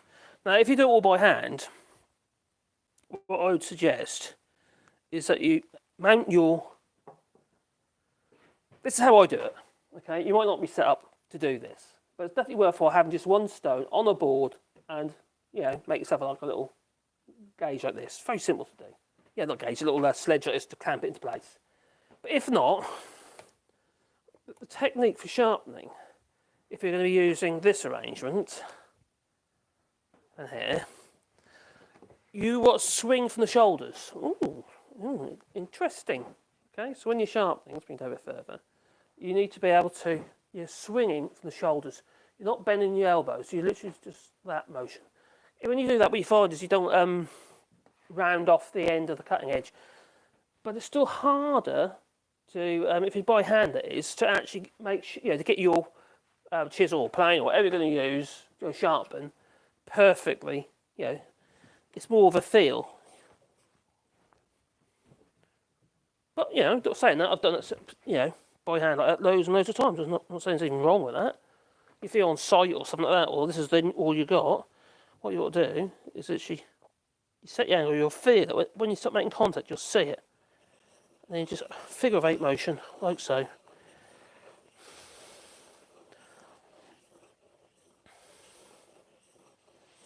Backwards and forwards. The diamond sharpeners are much faster. And when an oil stone becomes old, it becomes, well, it's not flat. So I literally flatten these off using the diamond stone.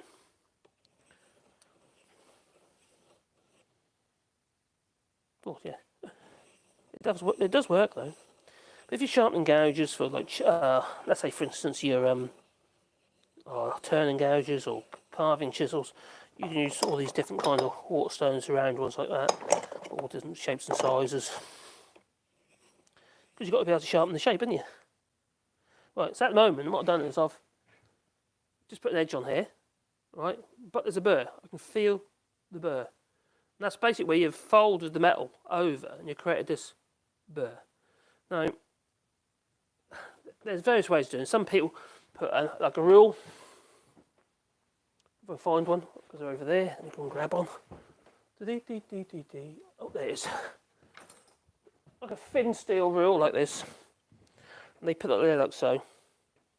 Yeah, it's a technique, I can't remember what it's called, but it's got a name to it. And you could literally just do that. Right? I don't like that because effectively what you're doing is you round it off. I want back my chisel to be flat. So I flatten it off. Like so. Then I'll do a couple more swipes like that. So basically I'm bending that burr backwards and forwards like so. A couple more swipes like that.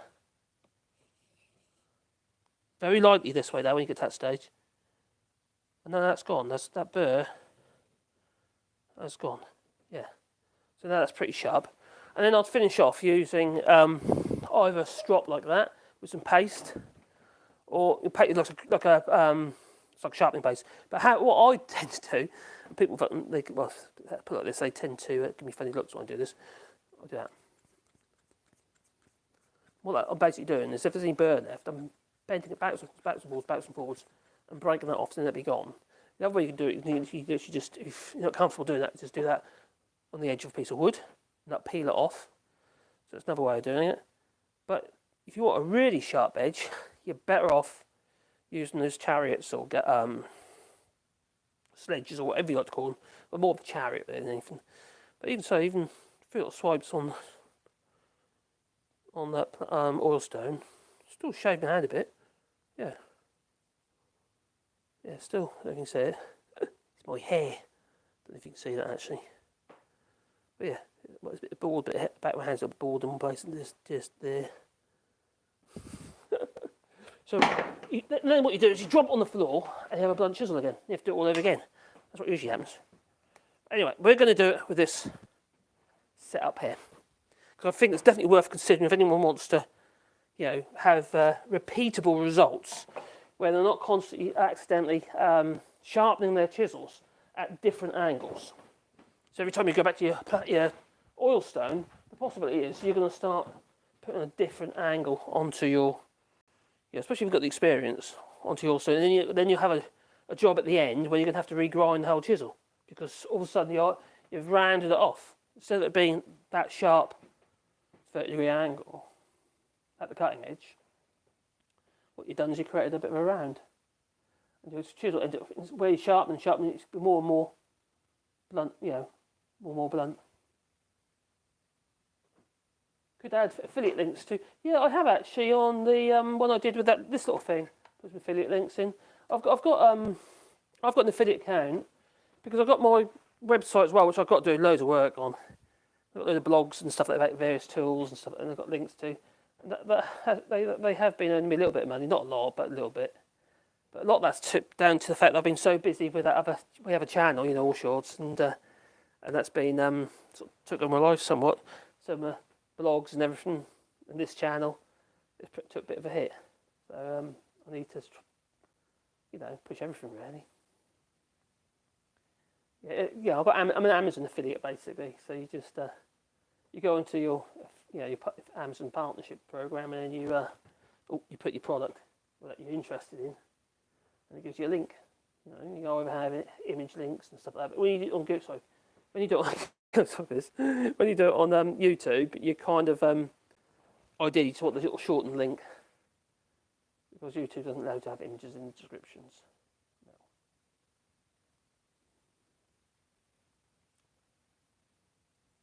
That's a good idea. Do it on consumables as well. That's a very good idea. Sharpening oil, all that stuff, because obviously they're things that people have to repeat buying. Good idea, Glasgow.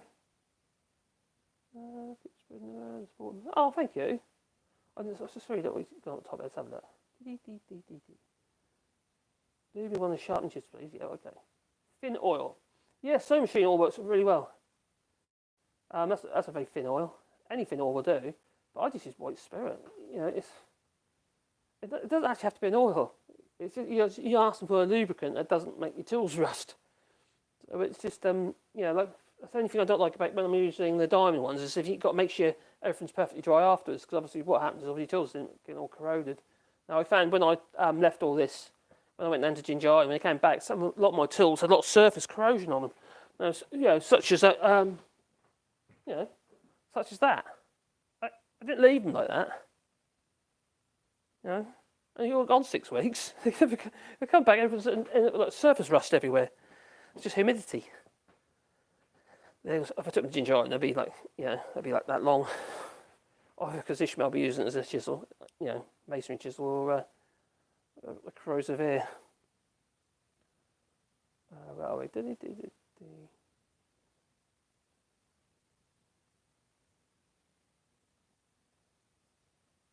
Hey, cool. Thank you.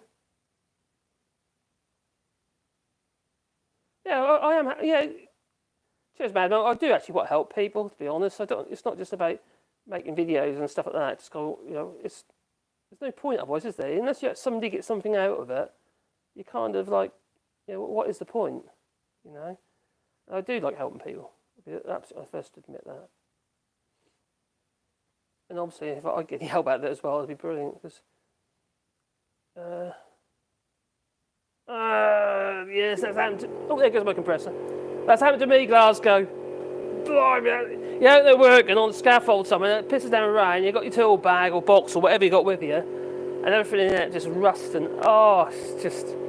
you get your prize tools and stuff that you had for years, and you go home and... No, don't rotate the device. I just knocked the battery off and it just... Oh God, I'm a plonker. There's a problem when you've got these battery packs. I can't have it too close to the camera because it interferes with the radio mic, you see. So every time I move something, it pulls on it. There you go, that's better. Yeah, but no, I do need to obviously push this. I need to push... I don't know what to do about all shorts at the moment, I really don't. That's obviously doing something drastically wrong or something. It's really got hit hard. But the beauty about this channel is if I can build it up, it is evergreen. So I know that the live stuff really gets, shit. You don't get much views after the live stream, to be fair. Most of it is at the time of at the stream itself, and obviously that's not monetized, so you don't make anything off the live streams. But you get subscribers, and it's just nice to do it, to be honest. And it's actually good for me. Because I'll be absolutely honest with you, when I was so nervous about doing the idea of doing live streams, because I know my failings. I know what I'm not good at. Politics, for one. And it's just... It brought me out of my shell a bit, you know what I mean? I say my shell. I'm always like this, but the idea of actually sharing it with anybody, especially on things like this, I was really uncomfortable with. Like, going actually to, Ginger Island with Graham Hughes really, really helped me with that. It really helped my confidence, if I'm honest about it. I'm still nervous every time I do these. Not this channel so much, more if I do live with the other channel, because I'm a bit out of my comfort zone, really, to be honest. This one, though, it's just like, because it's something I've been doing for such a long period of time, I feel I can offer something, but I don't feel like I'm kind of like, yes, I can make mistakes like everyone does, even, we're always learning all the time. But I just feel more comfortable. I feel more at home in here. Because with the politics channels, if you can call it politics, it's very much the case of... I wasn't that interested in politics. It was only really since, the B word, and leading up to 2016, I started taking it in, really, what was going on. I thought, what the hell? Does this really go on? This is madness. So I've got this chariot here, that's set at 30 degrees, and all I've got to do is bring it backwards and forwards, and try and use as much of the stone as you possibly can, so you don't create a dip in the stone, because obviously that causes you problems later if your stone ends up in a funny shape. But you can flatten them, or to buy another stone. And this is the coarsest stone on there, which isn't actually that coarse. It's only about 600 grit. That one there is 10,000 grit, so it's very, very fine. The water stone. And then we go to the 1000 grit on the other oil stone here. Once I'm satisfied that we're getting our, yeah. Now this particular chisel, this is a prime case actually of me sharpening it by hand way too often, and it is rounded off. Now the telltale sign, I don't know if you can see that, but it's rounded up with two shiny bits is where I can just start sharpening it. Now what I'm going to do, turn the light back on to speed it up. If you've got a grinder such as a bench grinder or something like that, even an angle grinder, I don't recommend it, but you could then stick the angle grinder in a vise, and you can actually put a grind on there to flatten that off. But what I'm going to do, because it's faster, I'll have to reset my angle. Use the 300 grit, like so. I don't know one of those, so I maintain my angle like so. I don't want to reset it. I'd have started, if I was using the diamond, I'd have started with them straight away, but because I'm not, it's going to be fun. It's going to be faster to get the first grind. But if you want to use a bench grinder, such as a 6-inch bench grinder, you could, but have a pot of water nearby. Otherwise, you're going to be hard enough, and what happens is it'll just get hot, and you'll lose all your temper in your piece of steel. You can't actually see what you're doing. Yeah. So I'll put a diamond stone directly on top of here at the moment. It's just to get it flattened on that chisel, because I've allowed it to get rounded. Hopefully your chisels aren't like that.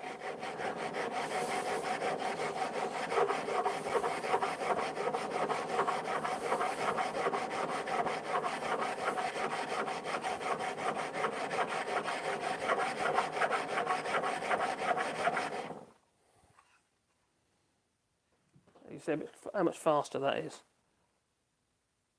It's now creating a flat on the back of that chisel at the right angle.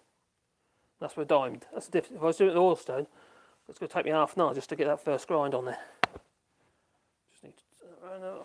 And also it's, yes. Yep.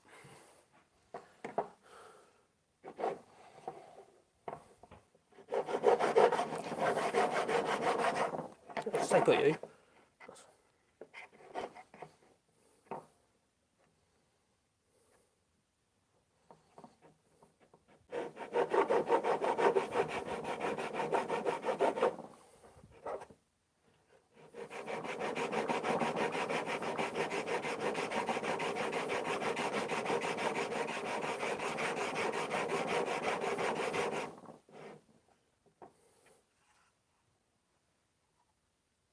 Not much longer, then we can get back onto the oil stones.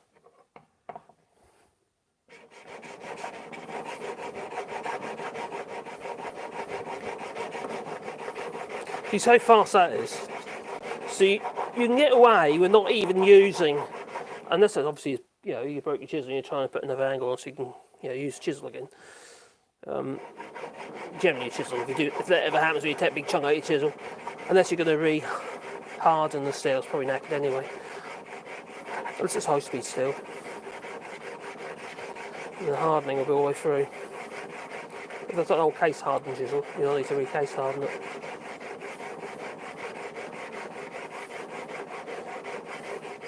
And my great grandfather, he was a master craftsman, and he used to make all his own tools years ago. I remember watching him. He was an old man then, I was a wee nipper. And he was making his tools in his plane irons for his moulding planes on the garden bonfire. All the tempering and like a forge. It wasn't a forge, it was just literally his bonfire. Hell of a skill.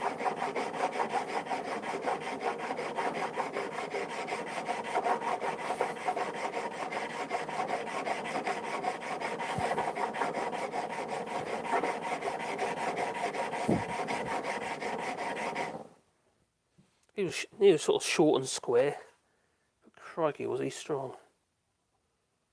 Fingers like sausages. God knows how he used to make all that stuff. Because he was actually, the stuff he used to make was very fine. It was I'll have to show you actually one day, the cabinet in my bedroom that he made. And it's, there's no glue in it or anything. The whole thing is fixed, you know, and it's full of, it's like Tudor roses and all carved. All cut out the side, yet it's got all these bow fronts, fronts and what have you. It's absolutely lovely. It's only small, it's got a whatnot. So it's a knick-knack cupboard basically. Knick-knacks anyway. Give a dog a moon.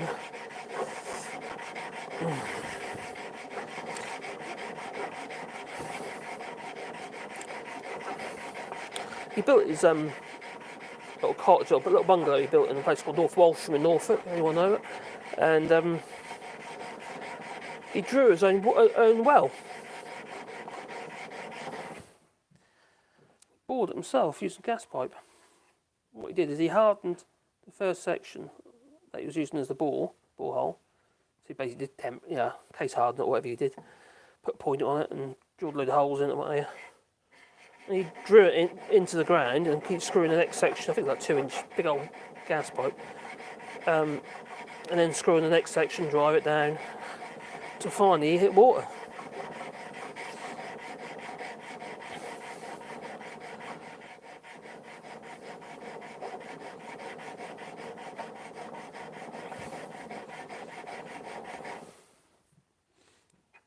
And you got faint memories of that sort of thing though, because obviously I was very young.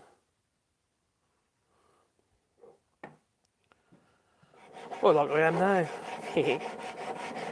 So I'm just grinding away and using the diamond, and it is much faster than using the oil stones. But I'll be absolutely honest with you, I think you can get a finer finish on your chisels with the oil stones. What's that rattling? Something's rattling. Up there.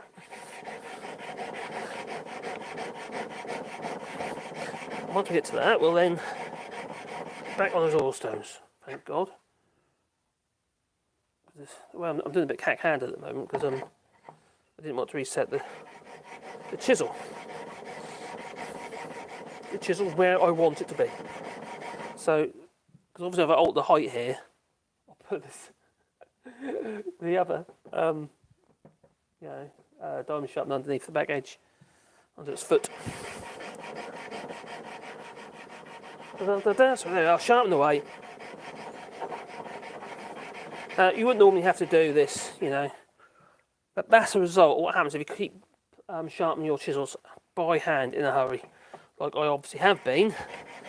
I've rounded off the back of the chisel, and you're less likely to get yourself a really sharp chisel if the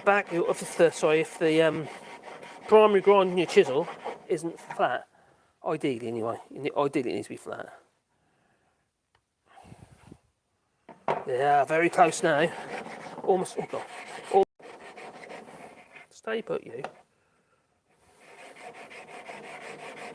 And you see the water or the Windex. It's all black now. So that's little bits of metal.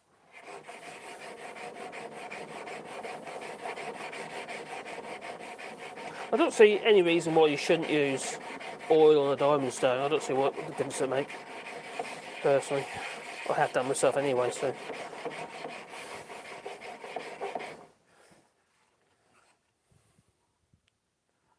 So that's just on the diamond stone without grinding, without putting any heat to it. That's my primary grind. Oh, it's shiny! Well, it was. The light was on.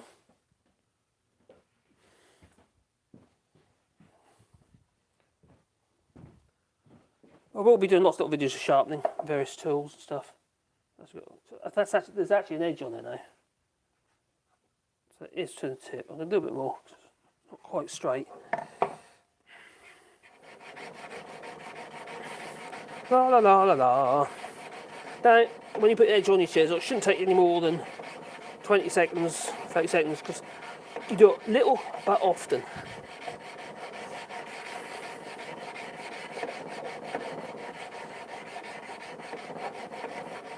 But you will have to, if you do it that way, obviously by hand, you're going to have to soften, you're going to have to. I'm happy with that, I think that's Yep, we can get rid of them now. Let's get back on the old oil. Alright, so imagine that primary grind is in good condition. And now we're starting with a coarse oil stone. And they're going to work our way down to the finer oil stones.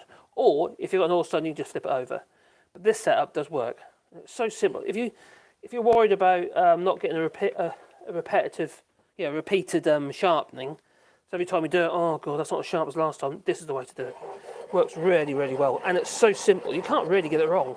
Provided you set that angle right, and you don't need to use this, what you can do is, if you've got like this set up here, you make sure that you know what chisel, or what chariot the chisel you generally sharpen it in. And what you do is you literally push it up against here like so, and you have a mark. It could be a saw cut even. You put a little, rope beside it or whatever. Or you can have a little log. Not a wooden log, like a piece of paper with notes on. And that gives you that distance. So whenever that chisel is in this chariot, and that much sticking out, it'll always be the same angle. Providing the height of your blocks are always the same. I'll tell you what I'll do one day. We have to make because normally when you buy your oil stones, they might come in a plastic box, which is pretty crap. But if you're sharpening by hand, it makes it a lot easier if it's in an encased box where you've got the raised blocks either end. So you can literally use the full length of your oil stone. So this is going to be a lot finer than what I've been using. So that was 300 grit. This is 600 on this oil stone. That's why it's taken. One of the reasons why it's taken so long to do that primary grind.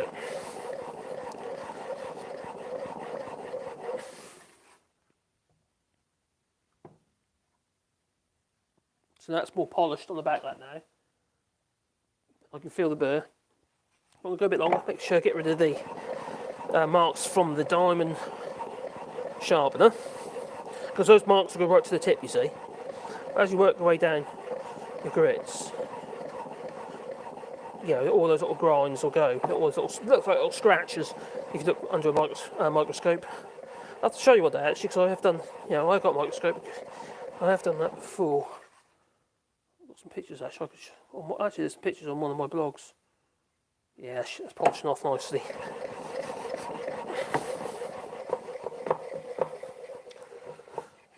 Try and use all the stone. So kind of what I've been doing is it's a bit like doing a first sharpening. For instance, you just got your chisels and they've all been sharpened to 28 degrees. Well, you have your prime. That's how come you end up like this. That would be your 30 degree, then you go down to your 28 degree, and then go down to your 30 degree there. This is when do I sharpen this one? Because this is pretty sharp. Yeah, not too bad. Surprised I've got any hair on the back of my hands. Right, let's carry on.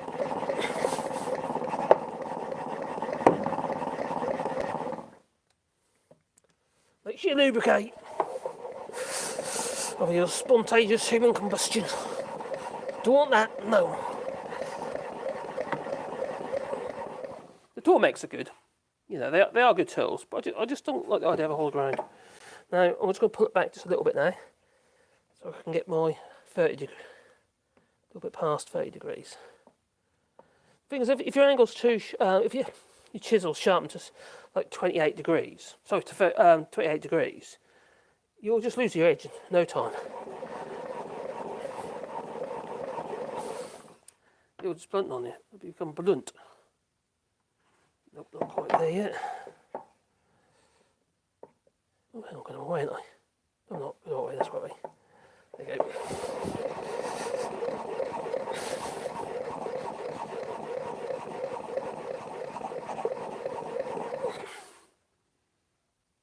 Yes, that's doing it. I can feel the burr. Feel the burr!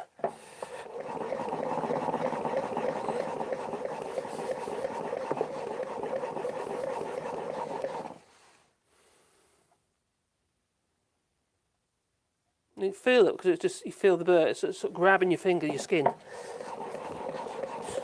Be careful though, don't run your finger along the edge because that will cut you.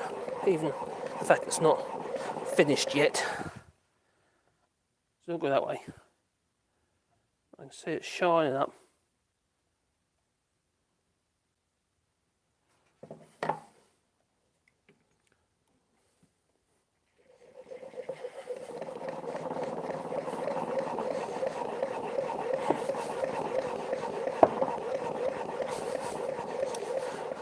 It's quite hard steel on this old vintage chisel because it's a forged.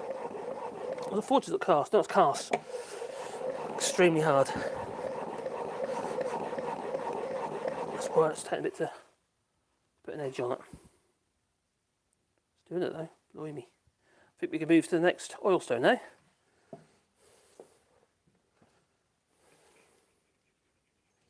Right. So that first bit is a bit took time because it was in a bit of a state. Now we'll do some videos another time where we do the first grind and do it on an angle grinder. Not angle grinder, you know, the bench grinder. Or a Linenshaw. If you've got a belt sander, a reasonable belt sander, it's got a reasonable sole plate on which is flat. That's where Linenshaw is quite good because you usually have like a flat milled top and then the belt goes over the top of it. They're great for doing your grinds. Get your angles in your grinds. But really, really well. And I've got one of those in the barn next door that I use. Sometimes I wish it was in here, but well, I've got some chisels around here that I want to make some handles for. So you don't have to buy new stuff. You know, if someone's handed you down a chisel, and it's something like this one here, this is an old Robert Sorby.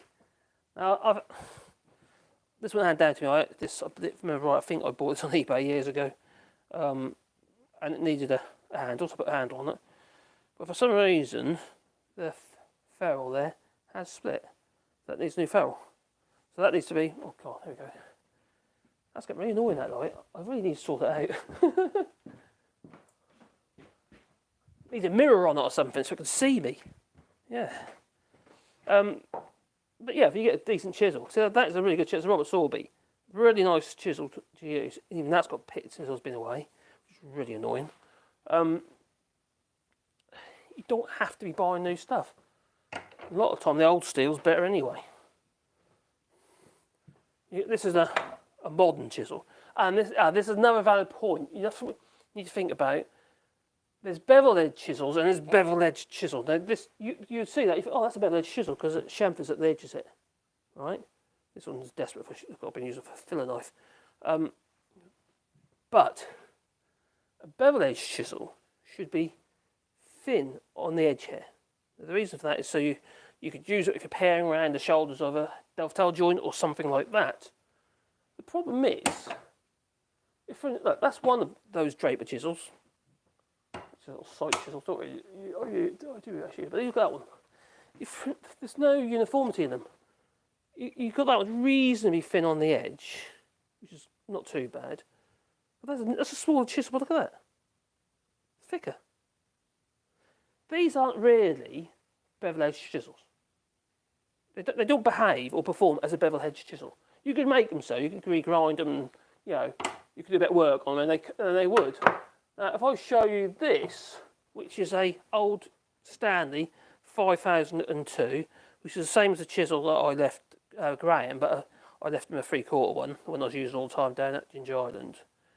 And this thing's sharp. This is actually really sharp at the moment. It's a really good chisel. But if you look at that bevel edge, skinny, yeah, right thin. The problem compare that to like that one I showed you a minute ago, such as that one. You would bruise all the edges of a dovetail or whatever you're trying to pair around, even a tenon, you'd bruise it all.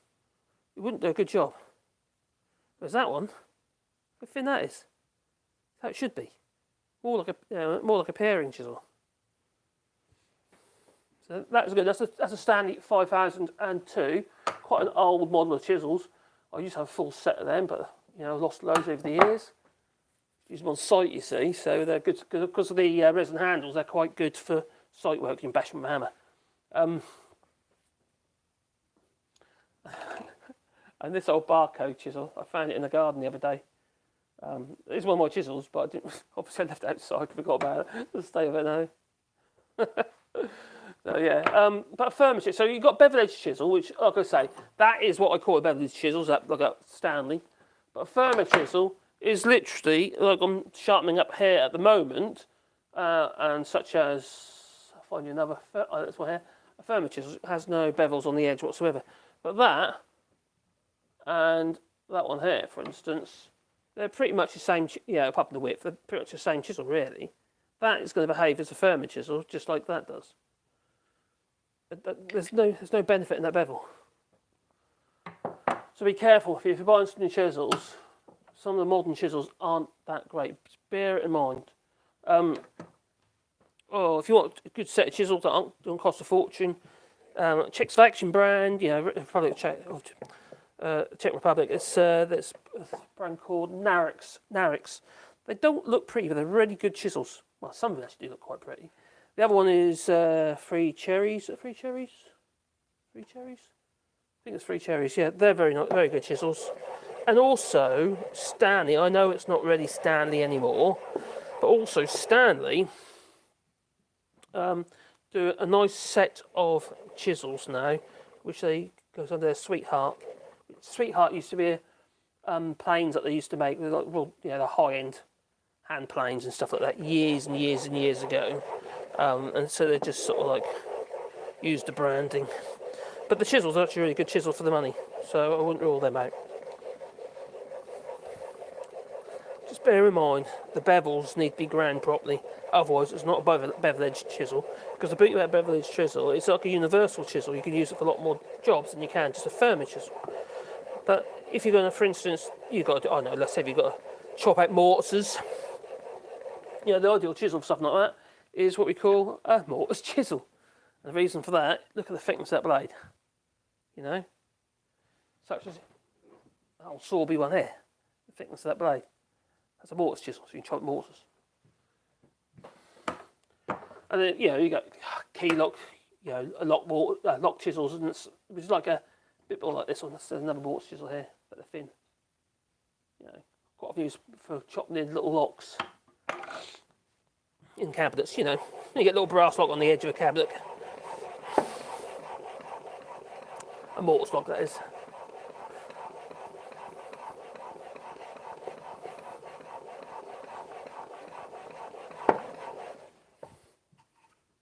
I do like using oil stones, but they are laborious because they do take longer.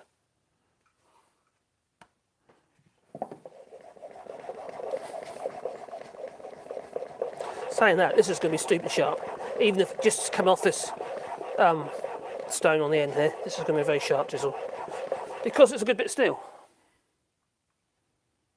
You can feel that burr all the way along, you can probably hear it. Oh, hear it. Microphone's there, isn't it? If you hear that, that's the burr catching the skin on my fingers. So it's a good sign that you actually sharpened all the way along. Even if you can't actually necessarily see it, because obviously I've polished it all off now, I can just about see it. It's right to the edge. Now you don't. Some people say, well, you got the primary grind, you got the secondary grind. You don't have to. You can do the whole thing in one hit. But just keep it 30 degrees all the way through. That's all you need to do. I tend to do 30 degrees, and I just bring it out a little bit, just to touch, just get more pressure on that leading edge there, for that last sharpen. But you don't have to sharpen your chisels like that. Where you got your primary grind and your secondary grind, so you got your slightly sharpened edge, and you got your first grind here. You don't have to do that.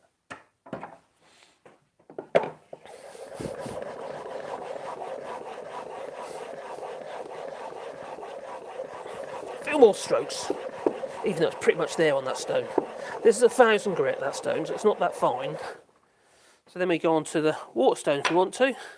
Let's do it, what the hell? Let's make it silly sharp. Don't generally do, I've got to be careful with this because it can dig in. Because they're soft, you see. Use your Windex on that. You can use oil. It's a really bad idea because you clog all your stone up. The ideal thing with these is they should be kept in water.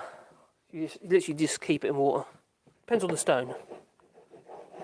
And you're not going mad, we're not trying to go crazy with it, just gently going backwards and forwards. onto the horse, and I've got the bulk of the way out, so it shouldn't be there. So I might just remove that.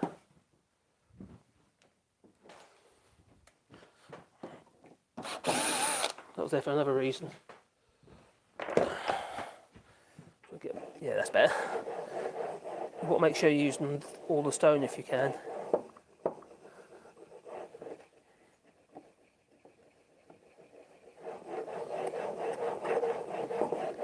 I know this seems like a faff, but it doesn't have to be. You know, I'm making it look like a faff because I was going to do it in front of you guys, and it's like, and also the chisels, you know, I had made the error of constantly sharpening that particular chisel by hand, and over a period of time, you get an error. They'll still sharp, but it could be sharper. Oh, crikey, yeah. It's going to be really silly sharp. Right. Cool, yeah. My God. Right, then come out of there now and sharpen that. That'd be dangerous. Dangerous. Now, that's already got sharpening paste in there. Where have I put that? I'll show you. Boom, boom, boom, boom, boom. Where's my sharpening paste? Should be there somewhere. Oh, anyway. Is that gone? It's probably further in the back there. No, it's not in there. Oh, I'll find later. You can get very sharp paste. You can get fluids. You can actually even use T-cut. I've done that before. You can use fluids, but the stuff I generally use is like a wax. And what you've got to be careful, you don't go backwards and forwards. You only go one direction. And so what you tend to do is you can use an oil. That's what I tend to do. Thin oil, even white spirit. And that brings the aggregate that's in there to the surface, because it's pretty much saturated in the stuff at the moment. Do about 20 swipes like that.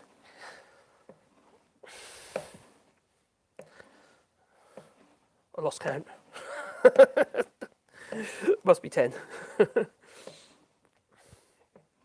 you're polishing. It's not. You're just polishing the edge, basically. Now that I'll feel the burr again. So then I'm going to go back again on that. So when you first start, you can feel the burr digging in. But that'll go. Now, one thing I didn't show you was sometimes you have to flatten. This chisel's pretty flat on the back. You have to flatten the back of your chisel. So literally, you can just use an oil stone. As long as it's flat, it's a flat oil stone, not a rounded one where it's been old and well used. You can flatten the back of your chisel. It's quite important that your chisel's flat on the back. Otherwise, you'll be hard enough, but that is already flat on the back. Now, when you're doing this, you can either put your hand down, forwards, and up, and you do that like that. But if you lose your sink, what you tend to do, you'll take a lump out of your bit of leather. Because that's what that is. It's a bit of leather. It's actually a bit of that. And that was old bridle or something for an oxen. Found it on the field. Crikey, that is silly sharp.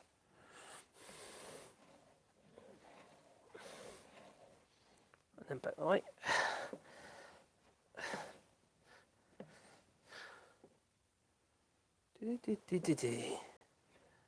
Right. So this kind of replaces that motion that I do on my hand. Plus, you can put your paste on it. So you can really give it a bit of work. So how's that doing? I cut myself earlier. Oh God, yeah. I didn't even see that.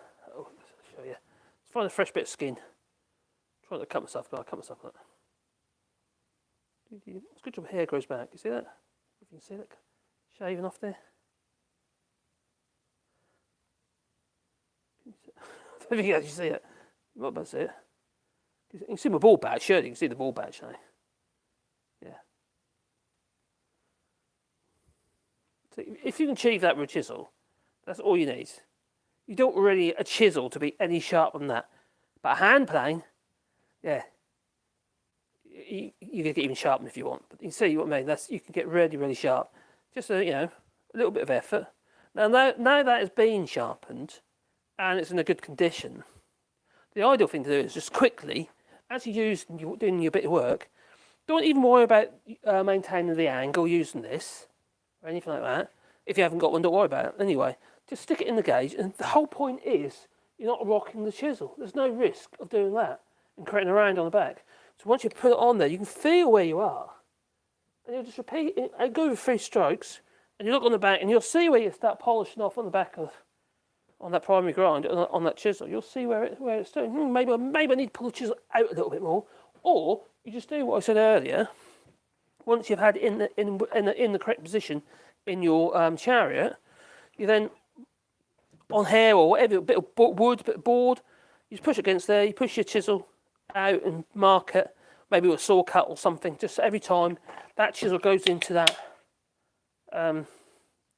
chariot, it's going to be in exactly the same place. So every time you sharpen, exactly the same angle. It doesn't have to be complicated. I might be making it sound a bit of a faff, but that's just me. So yeah, that's an old water stone. As long as it's not Weatherspoons, that's fine. So you remember to wipe the oil off your stones, because that will be full of little metal fragments. You don't want them drying onto your stone. But you do what I do, because obviously I use white spirit in my mixture of oil, and that will evaporate. So, and always cover your stones up, because if you're like me, you get dust everywhere and it just clogs all your stones up. So there you go. That's a very very sharp chisel. Just grab a bit of paper. See how sharp it is. Oh, 2 bits of paper, a little bit of paper. If I can hold it is what I'm trying to show you. It might be a bit awkward actually. There you go. So that's what your chisel should be like. Yeah? That's a sharp chisel. Once you get it at that, nice and sharp like that, you should be able to maintain. That every single time. You know. Let's hold it in 2 places because it's too floppy. Oh, come on, you. You can hold it. Okay. See, it's very sharp. Where's the missus? Oh, it's my weapon. Give me what I want.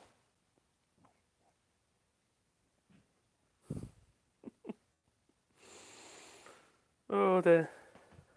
Oh, have I got lots of bots, have I, Mad Monk? Oh, how lovely. Bots are active. The thing is, what really bugs me is I'm sure if YouTube really wanted to, I'm sure they could stop all these bots.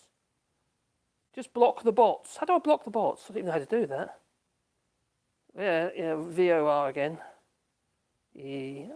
I hope that helps you, Bert. I will do some more videos on sharpening. That was a bit of a faff on this one because obviously I had to get that flat. Hello, Do It. How you doing? I don't know if you were here earlier, but I made a little jig. So you were telling me that Shannon was she's got a jigsaw. Well, if you you replay the video later if you want live stream. We made this, which is literally a little jig that you can put your jigsaw in. Let's show you a bit better. Let's bring it over here, and allow you to cut a bit of wood square. You know, or you can make it in a way for just ripping down a piece of wood if you want. You know, cutting along the piece of wood, so a straight line. But I've made this like a T-square. So what you do is you literally, I've got this battery on a wire of it, and it's catching up on anything. So basically, you've got your bit of wood like so, and you've got your T-square like so, and you push it up against the edge, yeah. And then you can run your jigsaw along here and cut at 90 degrees. Up in this case, up to a 12-inch piece of timber, plywood, or whatever you want to cut. And it's just been made out of an old bit of, well, you can use a bit of plywood if you like, a bit of MDF even. But I made this one out of an old piece of laminate flooring. So they're quite good because it's got the full mic on it. They're quite good, for, they're slippery. Yeah, slippery, that's the word. That's why you have them on floors, isn't it? So you can break your blinking neck. Give me all idea. So effectively all you do, you've got that on there, on your bit of wood, and you've got your jigsaw, and I'm all cack-handed there, like that. And then you can literally pass that through to the end. Can't do it like that because I've got it up in the air. Well, it's a useful little gadget. If you just got a jigsaw to cut bits of timber and what have you, it's a really useful thing to have. And easy to make.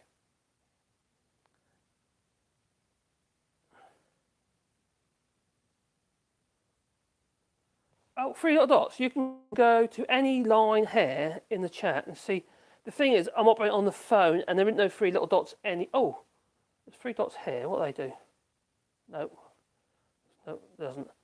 I haven't actually got any little dots anywhere because I'm just doing it on the phone, stream straight from the phone at the moment. I suppose you can on the computer, obviously on the desktop. Ah, good point. Yeah, they use different IPs all the while, won't they? Yeah, bit of a nuisance. Just block the bots. Crikey, 1, 2, loads of them.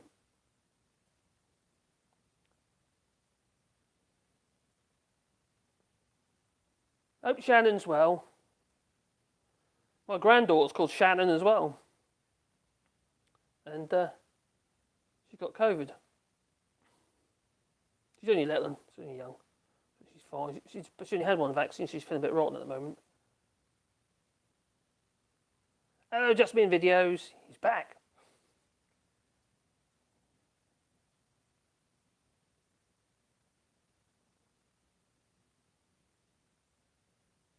Yeah, man, it's just a simple thing, isn't it, mate? You know, there's lots of things that you can make that just make life easier.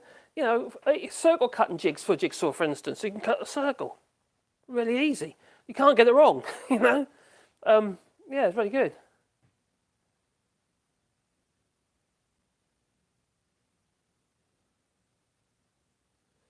I'm scanning through these chats. Glasgow, you're 100% right about that. The problem is that if you've got anything like Festool, like I have, I've only got the Domino Dad, which is a brilliant machine. But anything for it costs an absolute fortune. The cutters, every cutter is like €60 each cutter, and it's, you know, it just gets unwieldy. So I sharpen all my Festool. I got the original Festool. I've had the machine now 5 years. It's been used a lot, you know, a hell of a lot. And I haven't put a new cutter in it yet. It's a bit polished off on the sides, but it don't matter. I made a jig to sharpen it. You know, I like my jigs. So there you go. Hence, this is my Domino cutter jig. And all you do, you just bolt at the bottom. So you bolt your cutter in there, and these are set at the correct filling and the correct angle. And all I have to do is run my diamond sharpener on one way and that way, and that's it. It's done. There's two angles on the. You've got that one there, the filling, and then you've got the top angles there on both ones, and it works. So why the hell not? You know, there's various things I'm going to be doing on the videos. One is sharpening saws, such as my, you know, little Xerox saw here, and you use little yokes like that. You see to put it in, and put it in your vise, and you sharpen it with a file, and then you set it with your saw set. So we'll be doing a lot. We'll be touching on a lot of that stuff. The thing is, why I say it is, there's a lot of tools that people don't use anymore because they've got to sharpen them all. They oh god, you know, it's a faff. Or I'm just going to get my hard point saw or something. Well, the hard point saw does not do they never perform as well as a hand sharpened saw. It might sound strange, but the angles on those hard point saws are just wrong. They're okay for like construction work and stuff like that. Like for instance, the old Sam Vic's, the old 244s, you know, the blue handle, or the jack saws with the orange handles. They're great for site work, but not in the workshop. They're not great. You're better off getting yourself something half decent and learning how to sharpen it. The only thing I say is eyes are a problem. And I'm getting older now, obviously, and it becomes hard and hard. These are ready specs, all these are, because my eyes are quite close. But I tend to have a pair of ready specs, like quite powerful ones, as I use them from the sharpening. Others can't see what I'm doing, you know, the teeth are so small. Tiny little things they are, yeah. Especially on a dovetail saw. But I still sharpen it, you know. It doesn't have to be difficult. And you don't set a dovetail saw, you just actually sharpen the dovetail saw, there's no setting. What I mean by setting is when the teeth go each way. So with an ordinary saw, you tend to bend one tooth one way and the other tooth the other way, and that's the set, yeah. But with a dovetail saw, you just literally sharpen straight. It has no set. Try and get a set on there, it'd be a nightmare anyway. Where's my coffee gone again? Keep losing my coffee. Well, we're going to call it in a minute because my batteries will be running out on my microphones, I imagine. This one doesn't seem to last as long as the other one. I don't know why. Maybe it's because it's a transmitter.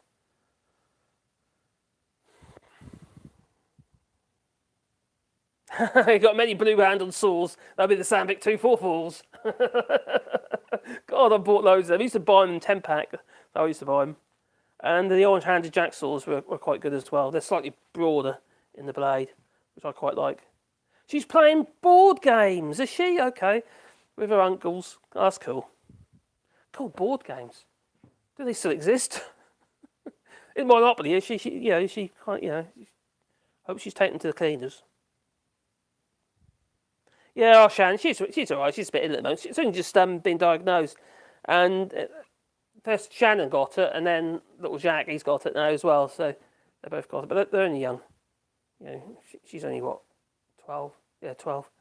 And then Jack is 8. Is he 8 or 9? I'm a terrible ages. I forget my own age. How old am I? I don't know.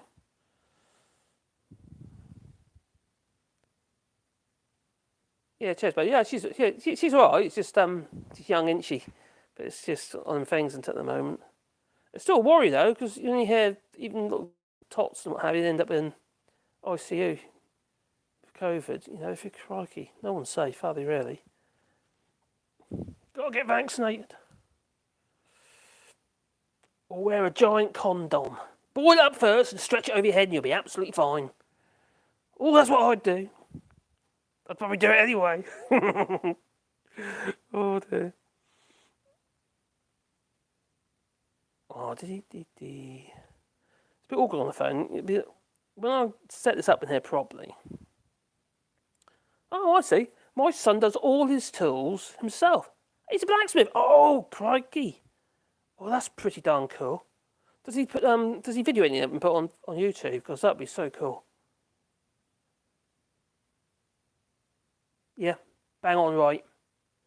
Do you know what? I'd love to have a go at that. Start off with a blank. And do forged chisels. Get how you want. I would like those stubby chisels. That's what I would like to. Stubby. Yeah, I suppose you keep sharpening chisels. Eventually, it'll be a stubby chisel.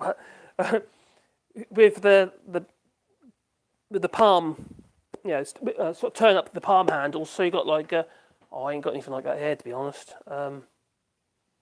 Yeah, basic palm. You got palm. It's like a big handle, like a knob. You got more control. It's quite short blades. Not Japanese chisels even. That's the thing. The Japanese, if he make all his own chisels, they're going to be on par probably with the Japanese chisels, because those things are fantastic. But I don't recommend anyone buying Japanese chisels. My experience with them is that they are a nightmare to sharpen. It's a real art, and if you don't get it right, they've got to be sharpened on waterstones. You can't sharpen them on oil stones. You'll bugger them up. I think to do the way the steel's layered or something. I don't know. And also, you don't grind them either. You just sharpen them. So, but hell, you can get a hell of an edge with them. Well, I think it's time to. Oh, not yet. Isn't the inside? But crikey, if he's forged his own, that'd be such cool videos, especially if you do time lapse. Making chisels and stuff. You get these people that getting old bits, rusty old tools and stuff. They make them into other stuff. Like an old axe or something, or an axe made, or an anvil made out of an old railway section or something like that. Just lots of grinding and cutting done in like a time lapse sort of video. Which I'd like to do with some of mine actually. Some of my older videos might go through some of them, because some are a bit too long, and then chop them up. If they're worth doing, that is. Or just record them as such. So you've got a room full of all sorts of board games, from Settlers of Catan to various escapes room types. Oh, blimey. You're an nerdy bunch. There's nothing wrong with that. Nothing wrong with that whatsoever. I'm a bit of a nerd. Enable super chats. How do I do that? I thought I'd done that already. I don't know. I have to look at it. I can't do it from here, I don't think. No, I can't do it from here. Am I allowed to have super chats yet? Or, I don't know. I haven't actually seen it. It's quite limited on the. I'll tell you, I'll look on the computer. That might give me more. I might be able to do it in the settings, so it always comes up. But that would be quite nice, actually.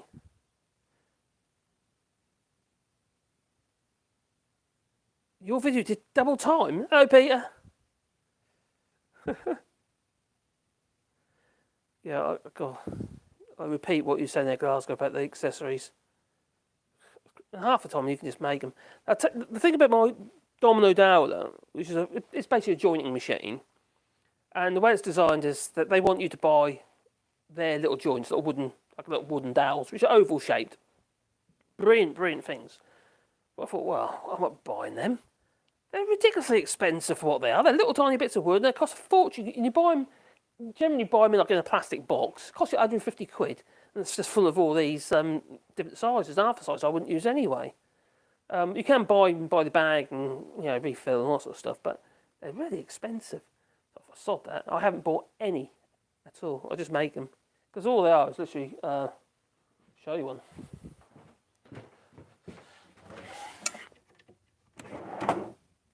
Dun, dun, dun, dun, dun. Come here, mister. There you go. Just that. It's just like a little. And needless to say, that's easy to make. It's just, it's a bit of timber and you just round it over with a router. And that's it. And that's the joint. And you can get them in all different sizes. That particular machine went up to 14mm wide, 140mm deep mortises, and you can do multiples of. It's ridiculously strong. And it works brilliant. It's spot on. And it's fast. So if you try to make money, obviously, you try to make a living, speed is very important. Unlike this. Oh, no. Anyway, I'm going to call it because I'm 2 hours 41 minutes. It's quite a long stream. My feet are killing me for some reason. I think it's a fat body on little legs. Little legs or little feet? Little feet. Pounds per square inch, that's what it is. I've got like stump feet. I've got tiny feet. I have the size of the mass it's got to hold up. I'm on a diet though. No beer at the moment. No wine. No. I mean, I had white spirit. No, it's not white. Not white spirit as in dilute your paint with. No, white spirit as in gin or vodka, stuff like that. You can have a little bit of that. Not too much though, because I'm doing keto, which is like 0 carbs, 0 sugars. So and also you've got to keep the alcohol content down as well, because it's also a fuel source for your body, and you're trying to get your body to choose fats to burn instead of sugars. So so I started last Saturday, so I've done 1 week. It'll take 2 weeks. Usually takes about 2 weeks to get into keto, because last time I lost way over 10 kilos, 10 or 20 kilos. Lost that a lot. Anyway, I can't remember what it was. I lost a lot of weight. I put it all back on again. So that's my philosophy now. You see, I don't care for a roller coaster, so I can what I can do is I just as long as I come in my head, I know that I can lose it. So I'll get to that point. So I was 97 kilos. I'm 95 now, so 95 and a half. So I've lost a kilo and a bit. So I can lose all that weight, and I can enjoy myself then, you see. Drinking too much, eating too much, and getting fat again, and have to do a whole lot again. Is that good philosophy? Or should I do a lifestyle change? It probably make more sense, wouldn't it? I tell you what, I have because just been doing. I've been so snowed under. I was consumed by that other channel, the All Shorts channel, and because it was doing so well, which now it's like, oh my god, it's plummeted. It feels like it's dying. But so it sort of working so hard on that, and sort of trying to build that up, and it was all consuming really. And this channel obviously took a hit at the time because I wasn't putting anything on this channel. And this channel got monetised before All Shorts, so it's kind of But then All Shorts sort of went a bit crazy in the early days, and then that's slowed down and went okay again and sort of build it up. But now it seems to take a real hit. So I need to find out what to do with that. I want a bit more evergreen kind of material on it, not a bit of evergreen with the trending content as well, just so I got a bit of searchable content on there. Because what I find is all my old content on the other channel, it doesn't get searched. Yeah, it doesn't get found again. So within a week, it's kind of like on the shelf. It's gone. You get that, it plateaus, and then that's it. It's got it doesn't do anything. And even Max was saying that as well with a lot of his videos. Obviously, he's the better than mine, obviously, but yeah. But anyway, that's another story. So anyway, we'll build this channel up, and I want to do lots of little tutorials. I'm going to carry on doing live streams as well, because it's also good for me, you know. It's like, you know, it helps me blurt my rubbish out of my head. And also, it helps get a bit more organised in what you're doing. Because you've got to think through what you're doing. You kind of like, you'll get anywhere. I know I feel like, it looks like I'm in a bit of kind of a bit of a flustered mess, but that's just me. But I do have to think about it a little bit before I start. Otherwise, it'll be even worse than what it is. But I am going to have to go in a second. It is good to talk to people. Yeah, all right. Oh, cheers, Madman. That's very kind of you. Shop cup fund. Buy me a shop cup. Then buy me a coffee. Buy me the cup and put it in. I don't go cold like this one has.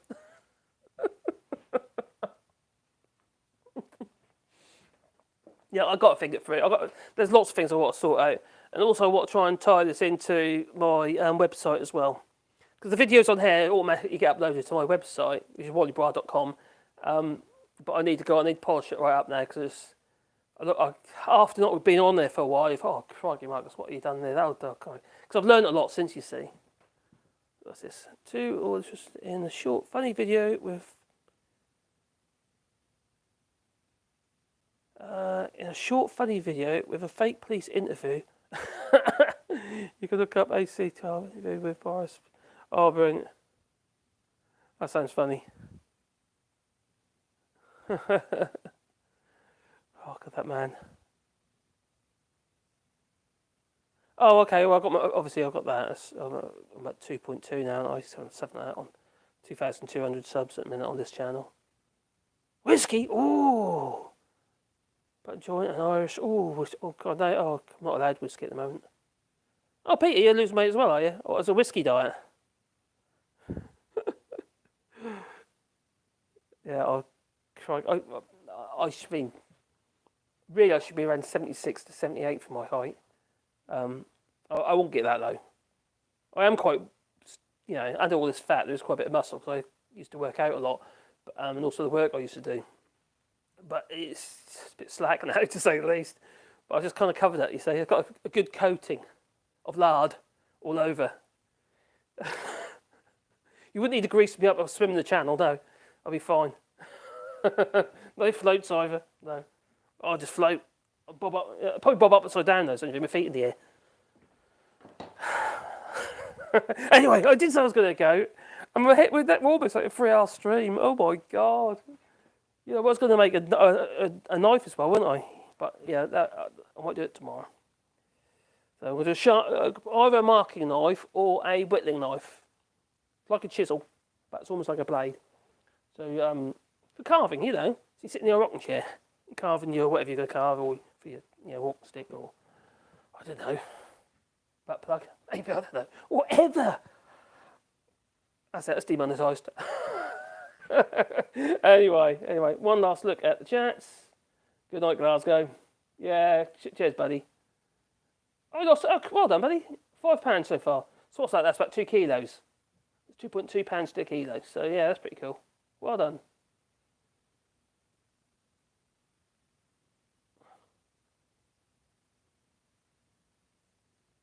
It's good to talk. Yeah, it is. Oh, I see it, have you? Cool. Oh, you mean the video of the boss video. This is all cool. Anyway, yes, you all stay safe as well. Not just you, just me. Yeah, everybody. Stay safe. Keep away from all those silly germs and pandemic-y kind of, you know, bugs. Like COVID bugs. Don't any of them. No. Don't sound like fun. So, ta-ta. I better go. I'm going to have to go. Do you want to cancel the stream? Do you want to stop streaming? Oh, not really. I keep going, my feet are hurting, and my battery's going to run out. So, yes, they will. Oh dear. Anyway, ta-ta. I might do a live stream tomorrow, but I'll also be doing some videos as well. So, see you there.